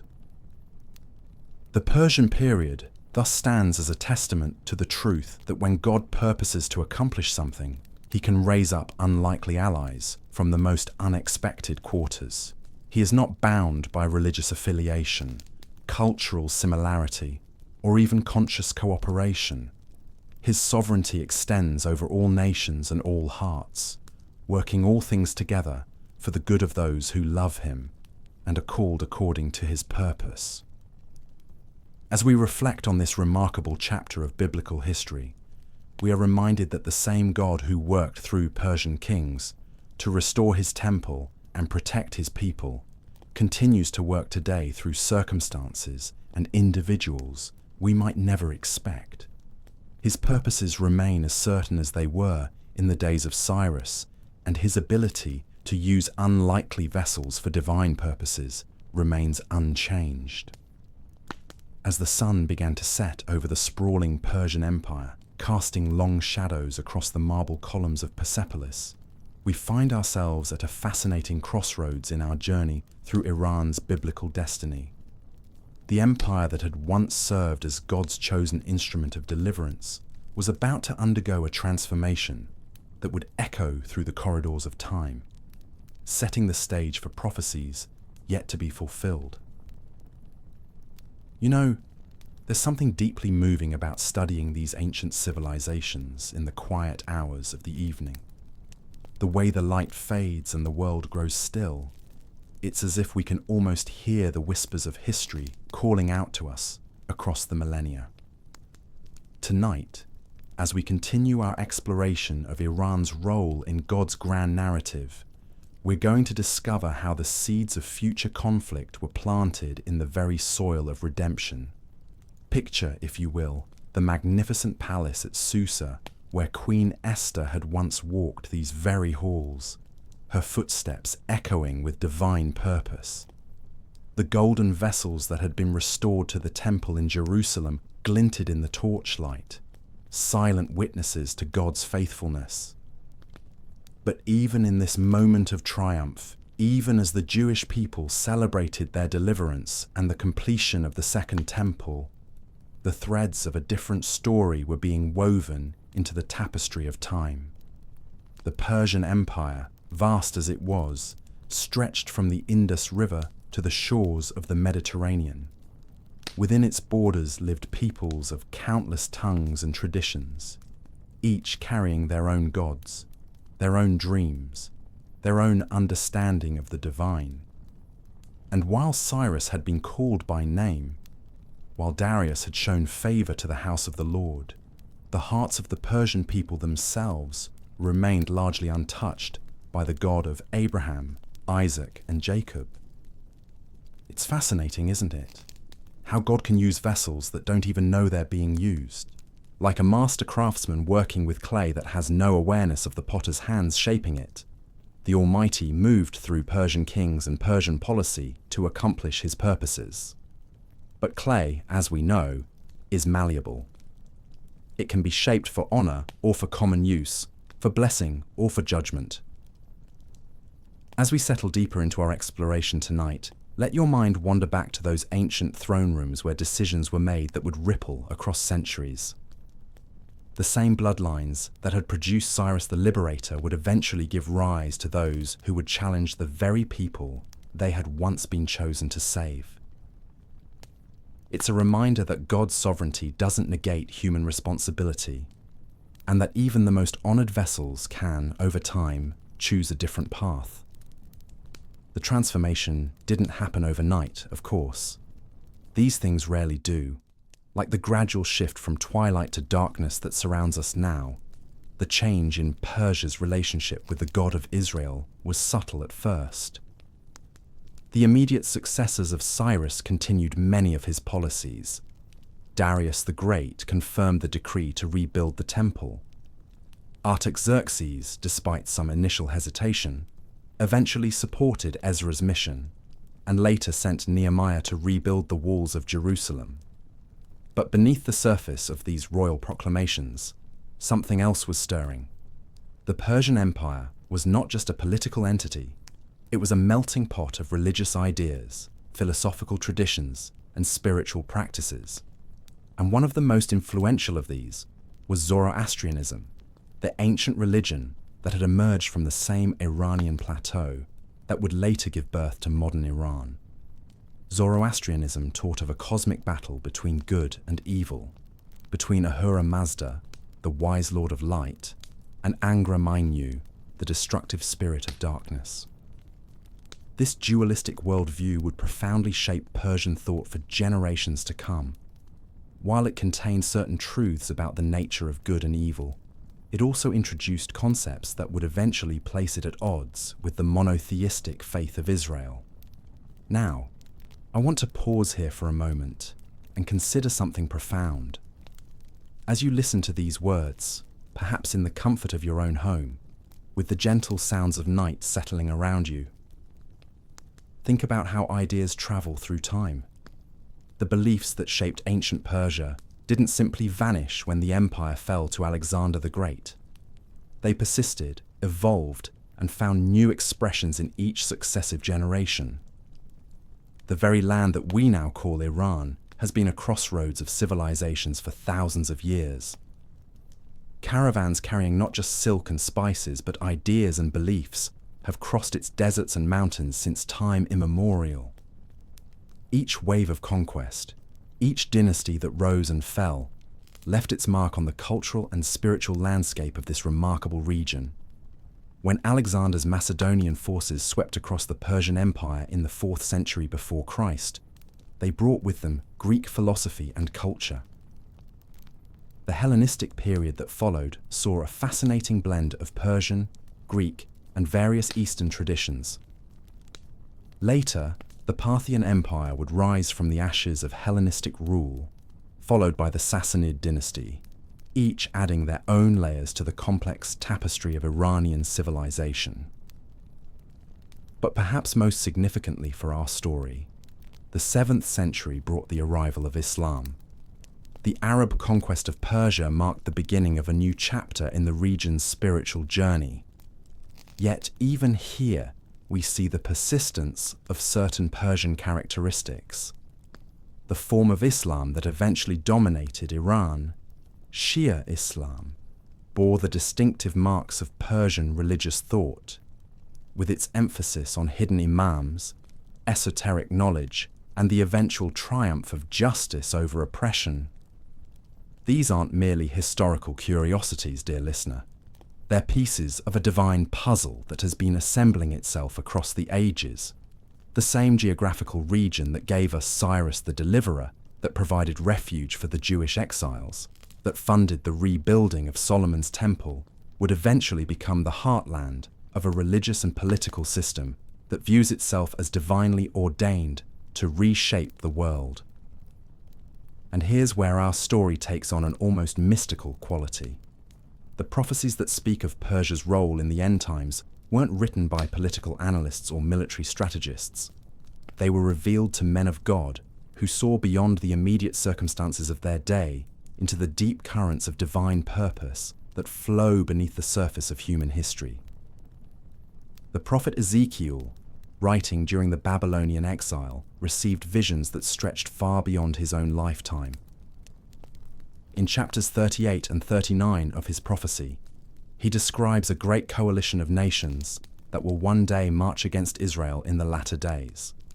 And there, among the names of these end-time adversaries, we find Persia listed prominently. But here's what's truly remarkable about these prophecies. They were written at a time when Persia was Israel's greatest ally. Imagine Ezekiel's contemporaries reading these words when Cyrus was being hailed as God's anointed, when Persian gold was flowing into Jerusalem for the temple reconstruction, when Persian protection was shielding the returned exiles from their enemies. It would have seemed not just unlikely, but almost blasphemous to suggest that this benevolent empire would one day stand among Israel's enemies. Yet that's precisely what the prophetic word declared. And as we look at the world today, as we see the headlines filled with tensions between Iran and Israel, as we witness the alignment of nations that bears an uncanny resemblance to Ezekiel's ancient vision, we're forced to confront the possibility that we're living in the very times these prophets foresaw. The transformation of Persia from friend to foe wasn't arbitrary or accidental. It was part of a larger divine narrative that encompasses not just the history of nations, but the ultimate purposes of God for human civilization. The same sovereignty that raised up Cyrus to liberate God's people has also ordained that this same region will play a role in the final testing of Israel's faith and God's faithfulness. As we near the end of tonight's journey through this ancient mystery, I want you to consider the profound implications of what we've discovered. The biblical view of history isn't cyclical, as many ancient cultures believed, nor is it merely linear progress, as modern secularism suggests. It's purposeful, directed toward a specific goal, with each nation and each generation playing their appointed role in the unfolding drama of redemption and judgment.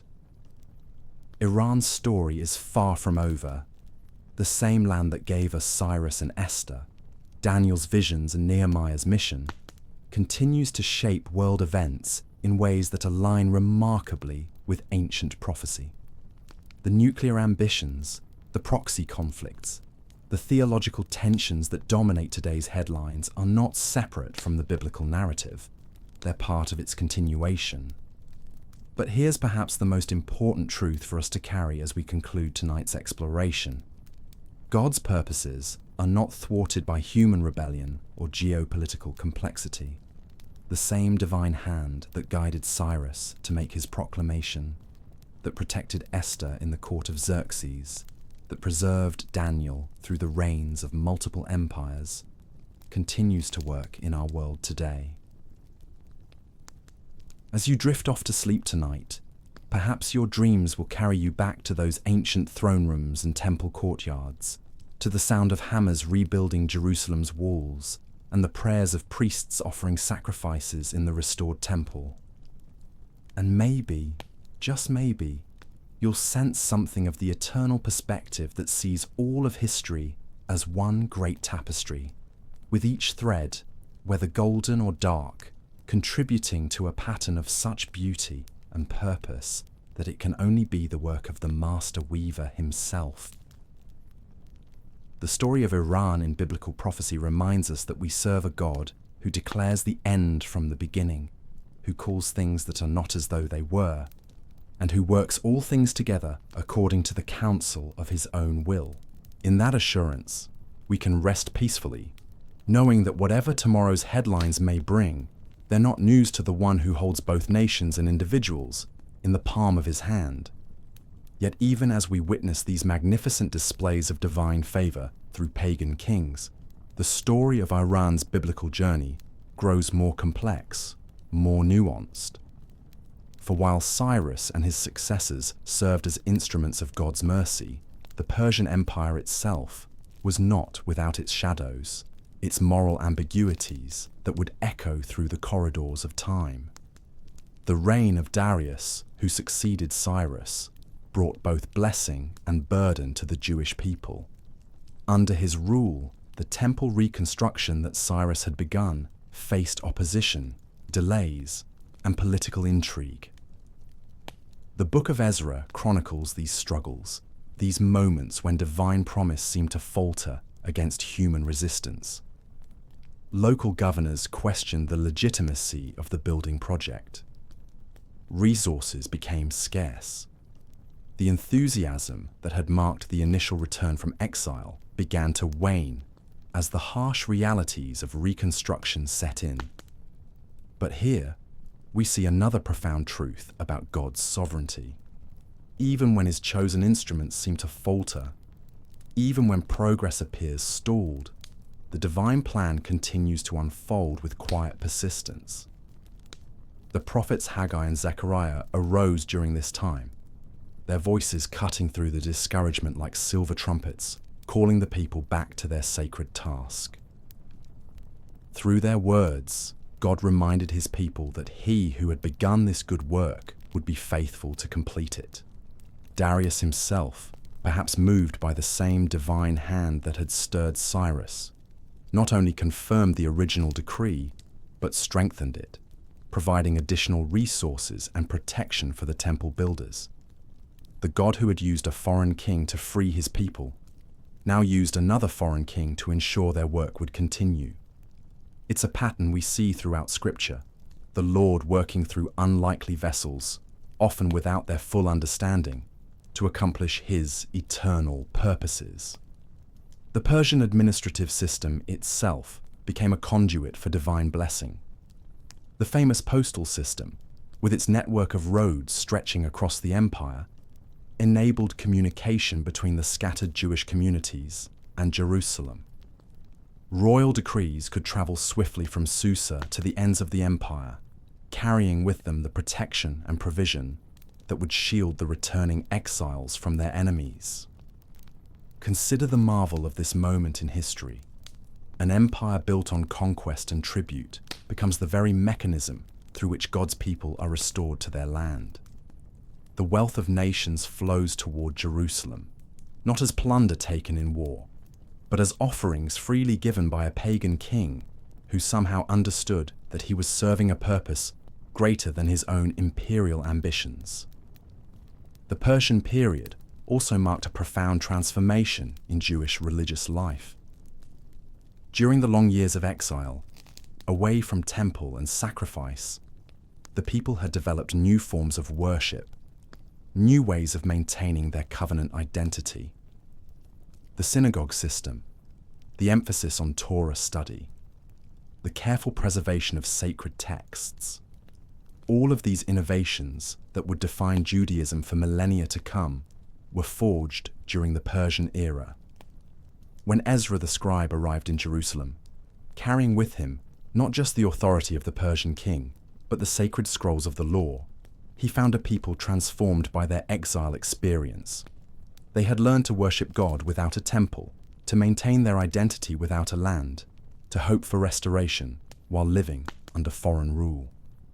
The Persian Empire, in its tolerance for local customs and religions, had inadvertently provided the space for this remarkable spiritual development. But perhaps most significantly, it was under Persian rule that the Hebrew scriptures began to take the form we recognize today.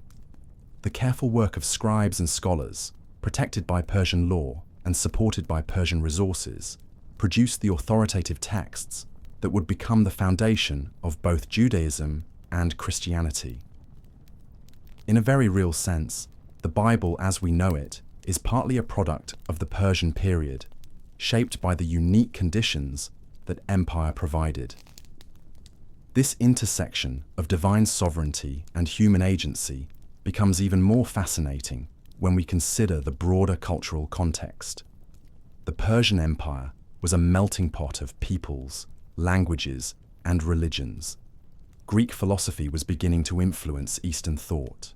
Trade routes carried not just goods, but ideas across vast distances. Into this cosmopolitan world, the Jewish people brought their uncompromising monotheism, their ethical standards, their prophetic vision of universal justice and peace. The tension was both creative and challenging. How does a people called to be separate, holy, distinct from the nations, live faithfully within a pluralistic empire? How do they maintain their covenant identity while participating in the broader cultural and economic life of their time? These questions, first wrestled with during the Persian period, would continue to shape Jewish experience through all subsequent epochs. Some Jewish communities thrived in this environment, rising to positions of influence and prosperity within the Persian system. Others struggled with assimilation, with the constant pressure to conform to surrounding cultures. The Book of Esther, set in the Persian capital of Susa, explores these tensions with remarkable sophistication, showing how a Jewish woman could rise to become queen while still maintaining her covenant loyalty when the ultimate test came. The Persian tolerance for local customs was not unlimited, however. When political expedience demanded it, Persian rulers could be as ruthless as any ancient despot. The empire's vast size and diverse population required constant vigilance against rebellion. Local governors wielded enormous power, and corruption was endemic. For the Jewish communities scattered throughout the empire, safety and prosperity were never guaranteed, always dependent on the whims of distant bureaucrats and the changing fortunes of imperial politics. Yet through it all, we see the steady hand of divine providence. When Haman plotted the destruction of all Jews throughout the empire, God raised up Esther and Mordecai to thwart his schemes. When local officials sought to halt the temple reconstruction, God stirred the heart of the king to reaffirm his support. When resources ran low, somehow provision appeared. When enemies threatened, protection materialized. This period also saw the emergence of apocalyptic literature within Jewish thought. The Book of Daniel, with its visions of successive empires and ultimate divine kingdom, reflects the experience of a people living under foreign rule while maintaining hope in God's ultimate sovereignty. The imagery of beasts representing earthly kingdoms, only to be replaced by the eternal kingdom of the Most High, provided both comfort and challenge to Jews living under Persian rule. The Persian Empire itself becomes, in this apocalyptic vision, a temporary arrangement permitted by God for specific purposes, but destined ultimately to pass away.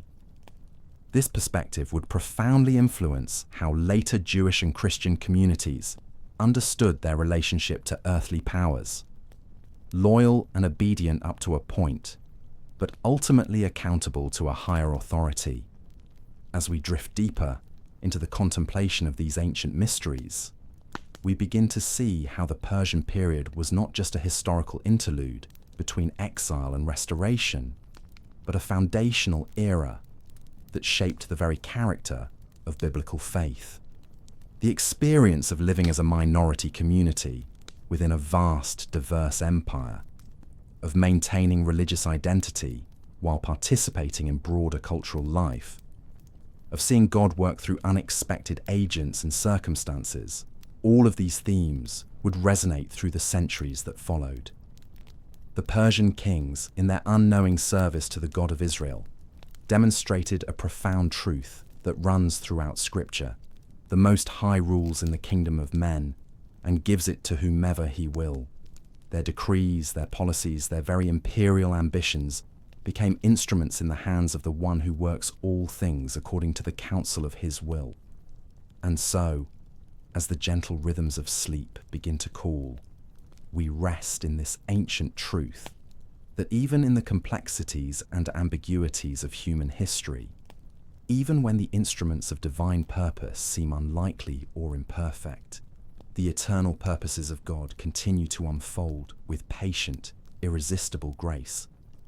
The Persian Empire, for all its grandeur and eventual decline, played its appointed role in the great drama of redemption, and in doing so, teaches us still about the mysterious ways in which heaven accomplishes its will on earth. As we come to the final chapter of this extraordinary exploration, let me take you on one last journey through time to the twilight of the Persian Empire. When we speak of Persia in biblical prophecy, we witness something profound, a nation that rose not by its own will alone, but by divine appointment, and whose fate remains intertwined with the ultimate destiny of Israel and the world.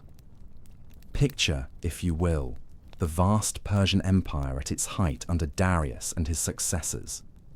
From the snowy peaks of the Hindu Kush to the sun-baked sands of Egypt, from the fertile plains of Mesopotamia to the azure waters of the Aegean, this empire stretched across 3 continents. It was the largest empire the world had ever known, encompassing over 40 million square kilometers and ruling over perhaps 50 million souls. Yet for all its earthly grandeur, Persia's true significance lay not in the gleaming halls of Persepolis or the mighty armies that marched beneath its banners. No, its deepest meaning was written in the scrolls of Hebrew prophets centuries before the empire ever existed. Daniel, that faithful exile in Babylon's court, had seen it all in visions that pierced the veil between earth and heaven. In Daniel's interpretation of Nebuchadnezzar's dream, Persia was the chest and arms of silver, ruling after Babylon's golden head had fallen.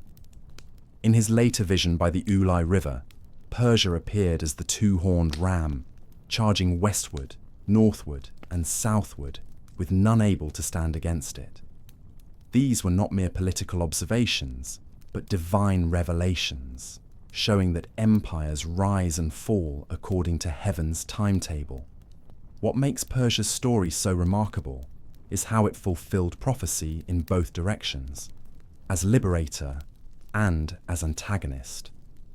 When Isaiah proclaimed that God would call Cyrus by name and anoint him as deliverer, this was unprecedented. Never before had the Lord spoken so specifically about a foreign king, calling him my anointed one, a title usually reserved for Israel's own kings and priests. And indeed, Cyrus fulfilled this prophecy with stunning precision. His decree to rebuild Jerusalem and restore the temple transformed him from conquering monarch to unwitting servant of the divine plan. The same empire that had absorbed the Babylonian captivity became the instrument of Jewish restoration. Persian gold funded the temple's reconstruction, Persian soldiers protected the returning exiles, and Persian law guaranteed their right to worship according to their ancestral customs. But prophecy reveals another dimension to Persia's story. In Ezekiel's vision of the last days, Persia stands among the coalition that marches against Israel in the war of Gog and Magog. The same nation that once funded temple construction will one day threaten its destruction. The liberator becomes the aggressor, the protector becomes the persecutor. How do we reconcile these seemingly contradictory roles? Perhaps the answer lies in understanding that nations, like individuals, face choices in each generation. The Persia that served God's purposes under Cyrus was not the same Persia that later opposed his people under other rulers.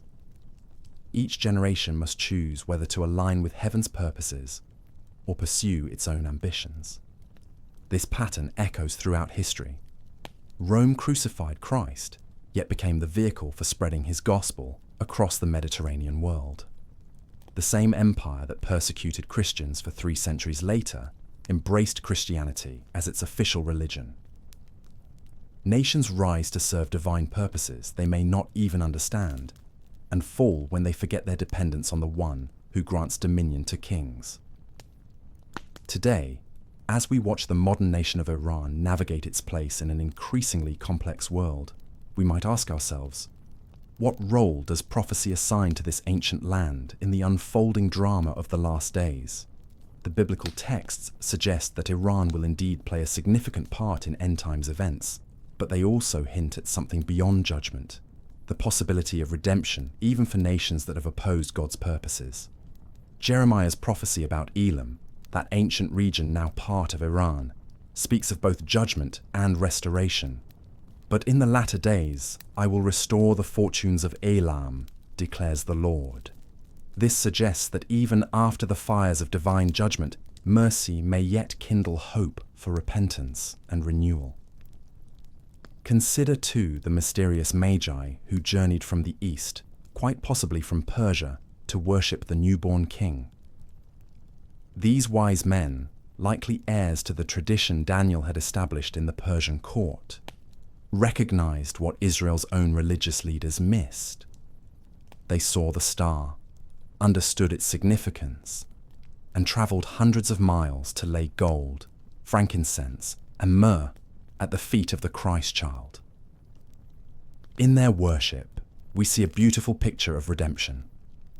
Former enemies becoming the first to acknowledge the king. The same land that had once warred against Abraham's nephew Lot now sent its wisest men to honor Abraham's ultimate descendant. The same region that had produced empires now produced worshippers. This gives us hope that the final chapter of Persia's story has not yet been written. While prophecy foretells judgment for those who oppose God's covenant people, it also promises ultimate restoration for all who turn to him. The God who called Cyrus by name before he was born is still calling to the hearts of men and women across the ancient Persian lands today. In underground churches throughout Iran, believers gather in secret to worship the same God who once walked in Eden's garden and later dwelt in Jerusalem's temple. These modern Persian Christians, like Esther in the court of Ahasuerus, may well be positioned for such a time as this, to be instruments of God's grace in their generation. The story of Persia reminds us that in God's economy, nothing is wasted. Even judgment serves redemptive purposes, and even opposition to his will ultimately serves his greater plan. The empire that once freed the captives may yet become captive to the truth. The land that gave us Cyrus the Liberator may yet give us a generation of believers who will herald the coming of the ultimate liberator. As we close this meditation on Persia's place in sacred history, let us remember that we too are part of an unfolding story larger than ourselves. Like the Persian kings of old, we are called to serve purposes beyond our understanding, to play our part in a drama that stretches from eternity past to eternity future. The same God who breathed life into Adam, who called Abraham from Ur, who delivered Israel from Egypt, who raised up Cyrus to rebuild his temple, and who sent his son to redeem the world, this same God is writing history still. And in his grand narrative, every nation, every people, and every individual has a role to play. May we, like the best of Persia's rulers, choose to align ourselves with heaven's purposes. May we, like the Magi from the east, recognize the signs of our times, and worship the true King. And may we remember that no matter how dark the night may seem, the dawn of God's kingdom is always breaking on the horizon. For the God who holds the hearts of kings in his hand, who turns them like rivers of water wherever he wills, is still sovereignly orchestrating all things for the good of those who love him, and for the ultimate glory of his name. In this truth, we find not only comfort for today, but hope for tomorrow, knowing that the same hand that guided Persia through the corridors of history is guiding us still through the unfolding chapters of his eternal story. As we bring our exploration of Iran's biblical destiny to a close, we find ourselves standing at the intersection of ancient prophecy and modern reality. The story we've traced, from the genealogies of Noah's sons, through the rise and fall of the Persian Empire, to the prophetic visions of the end times, reveals a remarkable truth. God's sovereignty extends across millennia, weaving together the threads of history according to his divine plan. We've seen how the descendants of Madai and Elam, dwelling in the rugged highlands and fertile plains of ancient Iran, were destined to play pivotal roles in the unfolding drama of redemption. Through Cyrus the Great, God demonstrated his ability to use even pagan rulers as instruments of his will, liberating his people from Babylonian captivity and funding the reconstruction of his temple. This wasn't merely political convenience, it was divine orchestration, foretold by prophets generations before it came to pass. The Persian Empire's role in biblical history extends far beyond politics and warfare. It became the stage upon which some of Scripture's most profound lessons about faith, courage, and divine providence were enacted. From Esther's brave intervention in the royal court to Daniel's prophetic visions in the halls of power, we see how God positions his people strategically throughout history to accomplish his purposes. Yet as we've discovered, this same land that once served as God's instrument of deliverance is prophesied to stand among the nations that will one day oppose Israel in the final conflict described in Ezekiel 38 and 39. This transformation from ally to adversary illustrates a sobering truth about the nature of divine judgment, that blessing and cursing often flow from the same sovereignty, determined by a nation's response to God's covenant people. But perhaps most remarkably, we've glimpsed the possibility of redemption even after judgment. The prophecy in Jeremiah concerning Elam suggests that God's story with this region may not end in destruction, but in restoration. This reminds us that divine justice is always tempered by divine mercy, and that even in the midst of prophetic judgment, the door to repentance remains open. As we witness the current tensions between Iran and Israel playing out on the world stage, we're reminded that we are not merely observers of distant political events. We are witnesses to the fulfillment of ancient prophecies. The same God who spoke through Isaiah and Jeremiah, who raised up Cyrus and preserved Esther, remains sovereign over the affairs of nations today. This understanding should fill us not with fear, but with awe at the faithfulness of God to his word. Every prophecy fulfilled, every divine promise kept, every apparent coincidence of history that aligns with biblical prediction serves as a testimony to the reliability of Scripture and the unchanging character of our God. For believers today, Iran's biblical destiny serves as both warning and encouragement. It warns us that no nation, regardless of its past service to God's purposes, stands beyond the reach of divine judgment if it persistently opposes his covenant people. Yet it also encourages us that God's redemptive purposes cannot be thwarted by human rebellion, and that his plan of salvation will ultimately triumph over every force that stands against it. As we look toward the future, we do so with the confidence that comes from knowing the end of the story. Whatever trials and conflicts may yet unfold, whatever nations may rise or fall, whatever alliances may form or crumble, The God who orchestrated the rise of ancient Persia remains on his throne. His purposes will not be frustrated, his promises will not fail, and his kingdom will have no end.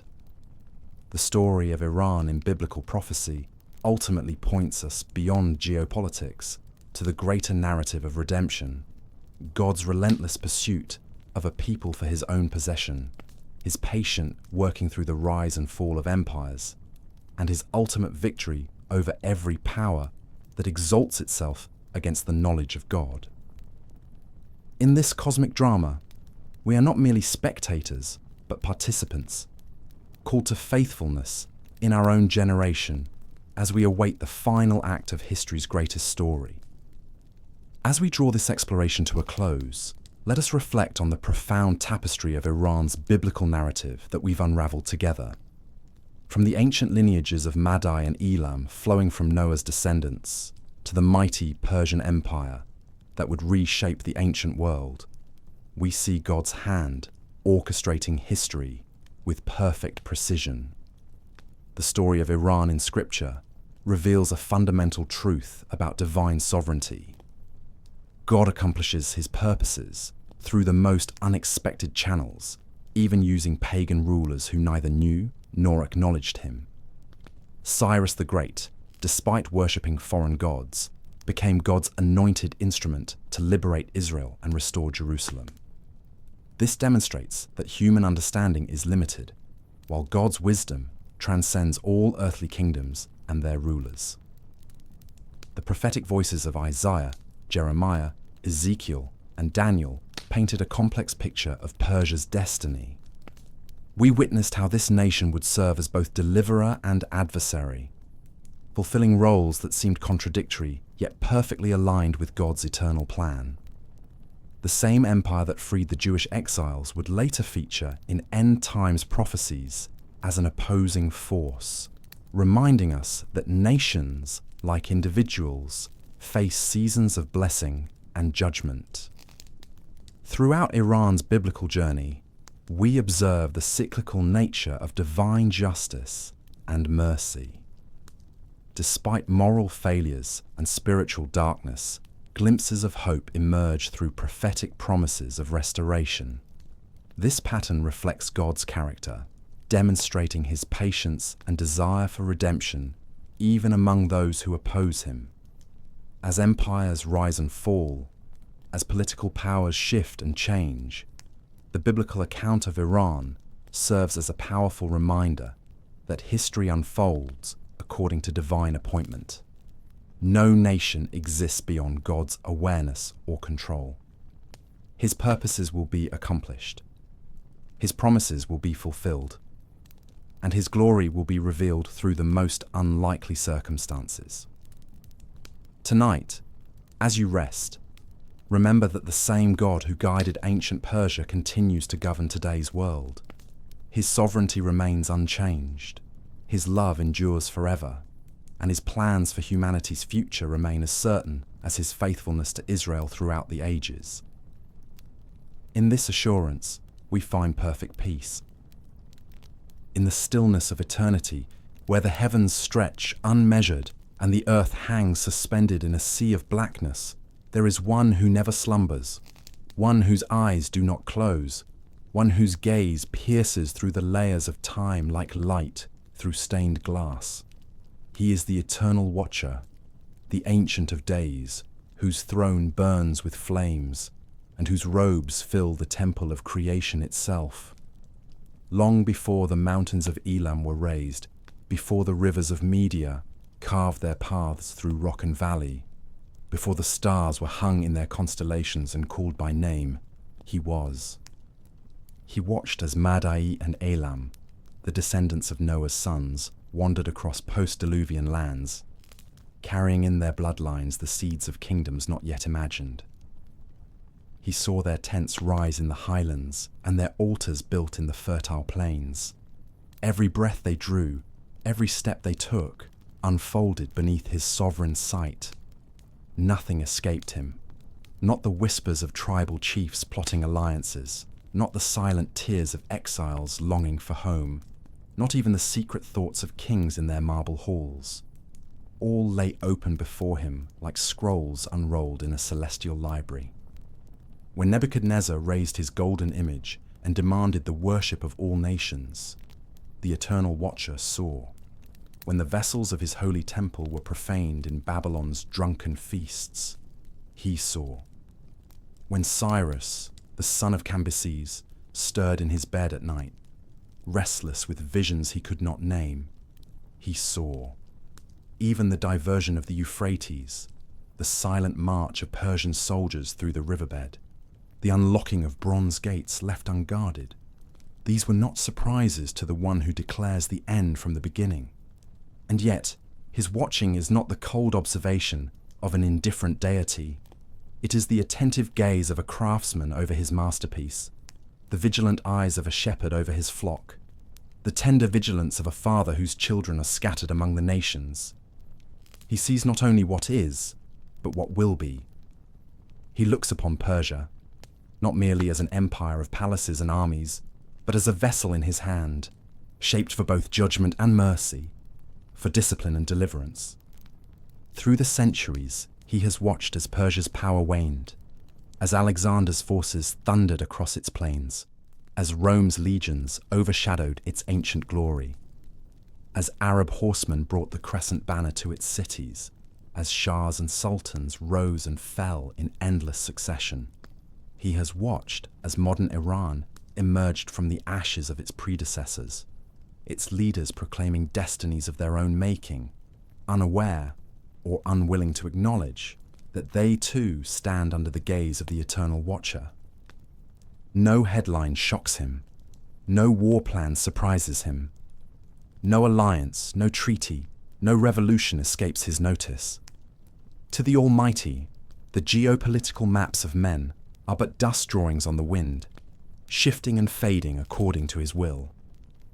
Kings may plot in their palaces, generals may marshal their forces, nations may rise in arrogance or tremble in fear, but the Watcher remains unmoved, his purposes unaltered. Even now, as we speak of ancient palaces reduced to rubble and empires turned to footnotes in dusty histories, he watches.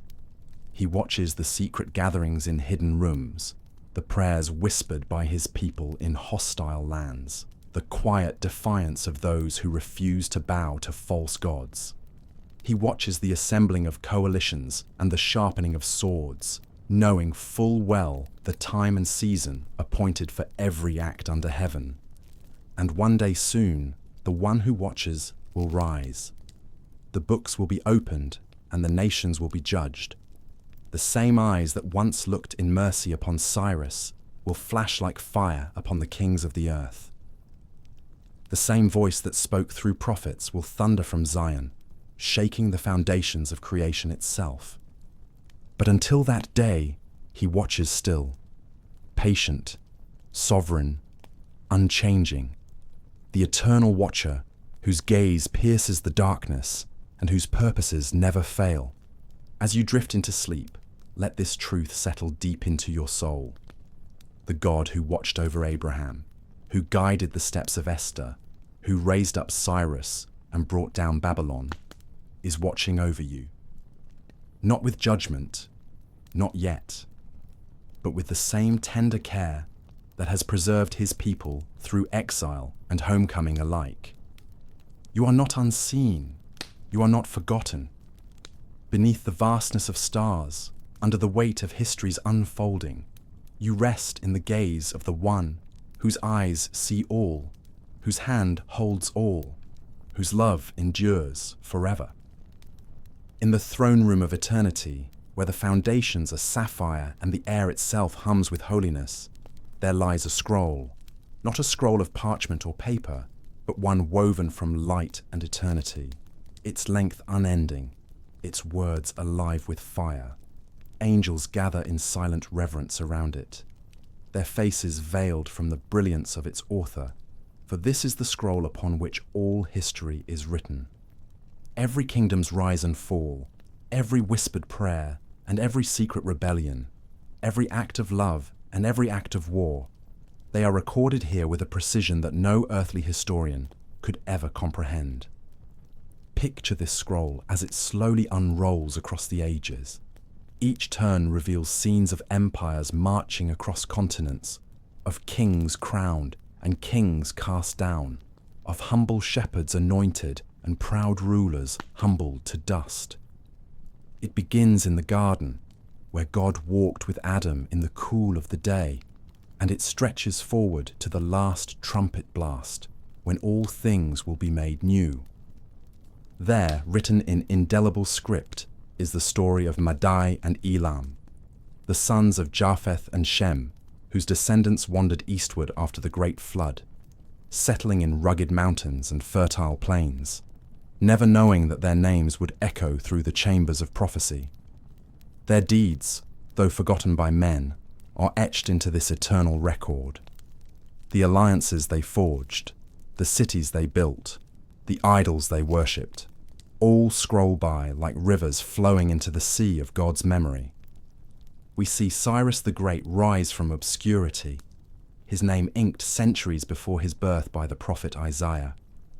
We see his conquest of Babylon, his decree that sent exiles home, his unwitting obedience to the God he did not know.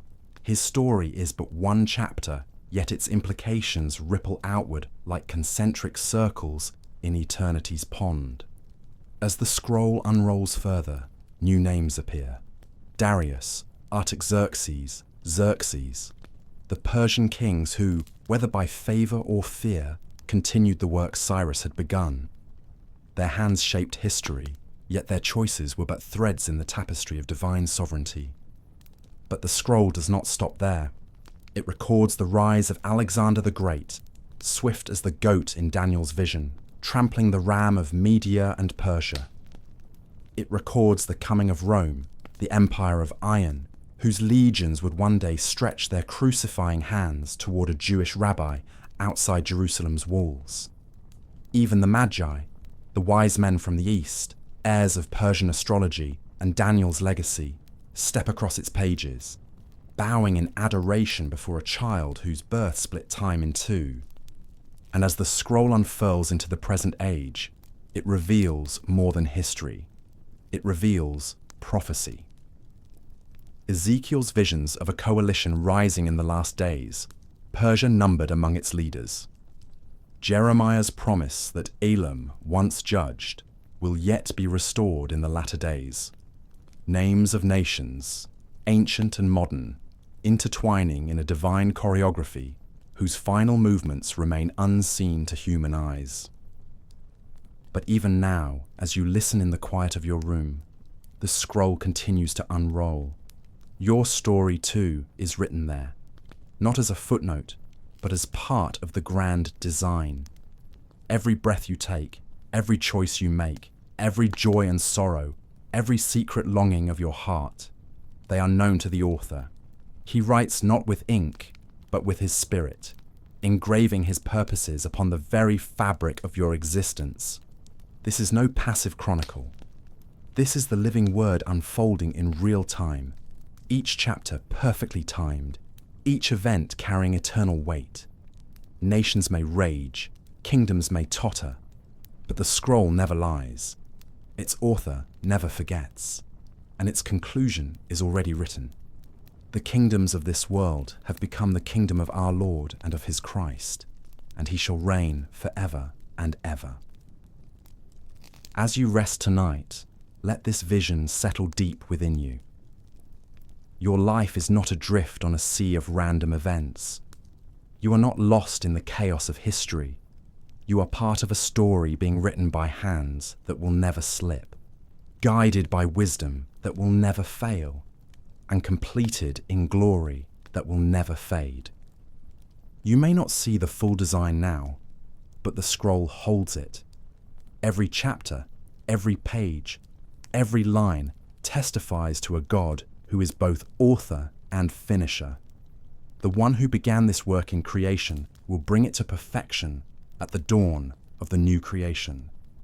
Sleep, then, in peace. For though the scroll of history is vast, and its pages filled with triumph and tragedy alike, The final words are words of hope. Behold, I make all things new. And in those words, your name, your story, your destiny are forever secure. The kingdoms of men, their marble palaces and iron armies, their flags and their anthems, their wealth and their weapons, all of it lies in ruins, like toys scattered and broken on the floor of eternity's hall.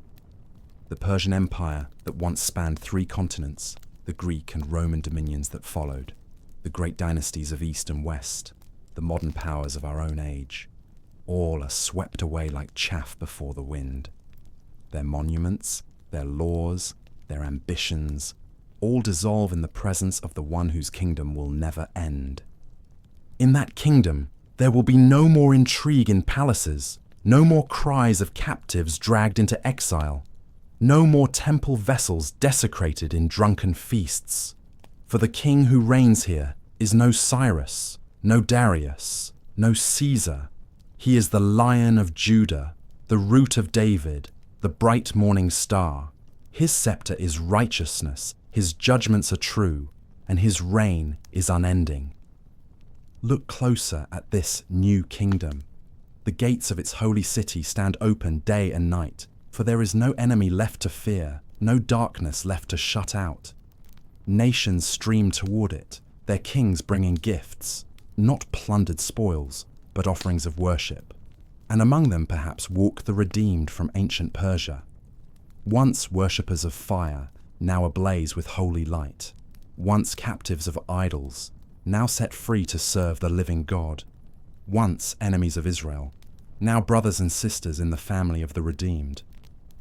The prophet Isaiah foresaw this day when he wrote, "In the last days, the mountain of the Lord's temple will be established as the highest of the mountains, and all nations will stream to it." And Ezekiel, in his visions of Gog and Magog, glimpsed not only the battle, but the aftermath, a world where God's glory fills every corner and his people dwell secure forever. But this is no distant fable. This is the future written in the eternal scroll. This is the destiny of creation. The same hand that guided Noah's ark, that stirred the heart of Cyrus, that upheld Esther in the court of Xerxes, is guiding all history toward this singular goal, the coronation of the Lamb who was slain, now reigning as Lord of all. And as you lie in stillness tonight, consider this. You are not a mere bystander to this unfolding kingdom. You are part of its story. Your faith, your prayers, your quiet acts of obedience are like seeds planted in the soil of eternity, destined to bloom in the gardens of the New Jerusalem. There will come a day when every tear you've cried is wiped away, when every injustice you've endured is set right, when every longing for home is satisfied in the presence of the King. The dawn will break, and with it the promise of perfect peace. No more war, no more exile, no more night. So sleep now, dear friend, under the watchful gaze of the one who writes history and holds the future. Rest in the assurance that his kingdom is coming and it will not fail. The kingdoms of this world have become the kingdom of our God and of his Christ, and he shall reign forever and ever. The story of Persia, the story of Israel, the story of all nations, it is all moving toward this dawn. And so is your story. You are not forgotten. You are not lost in the turning of the ages. You are loved by the King whose light no darkness can overcome. Tonight, let that truth carry you into the deepest rest. The scroll has been unrolled. The watcher has not turned away, and the dawn of a new kingdom is closer than ever.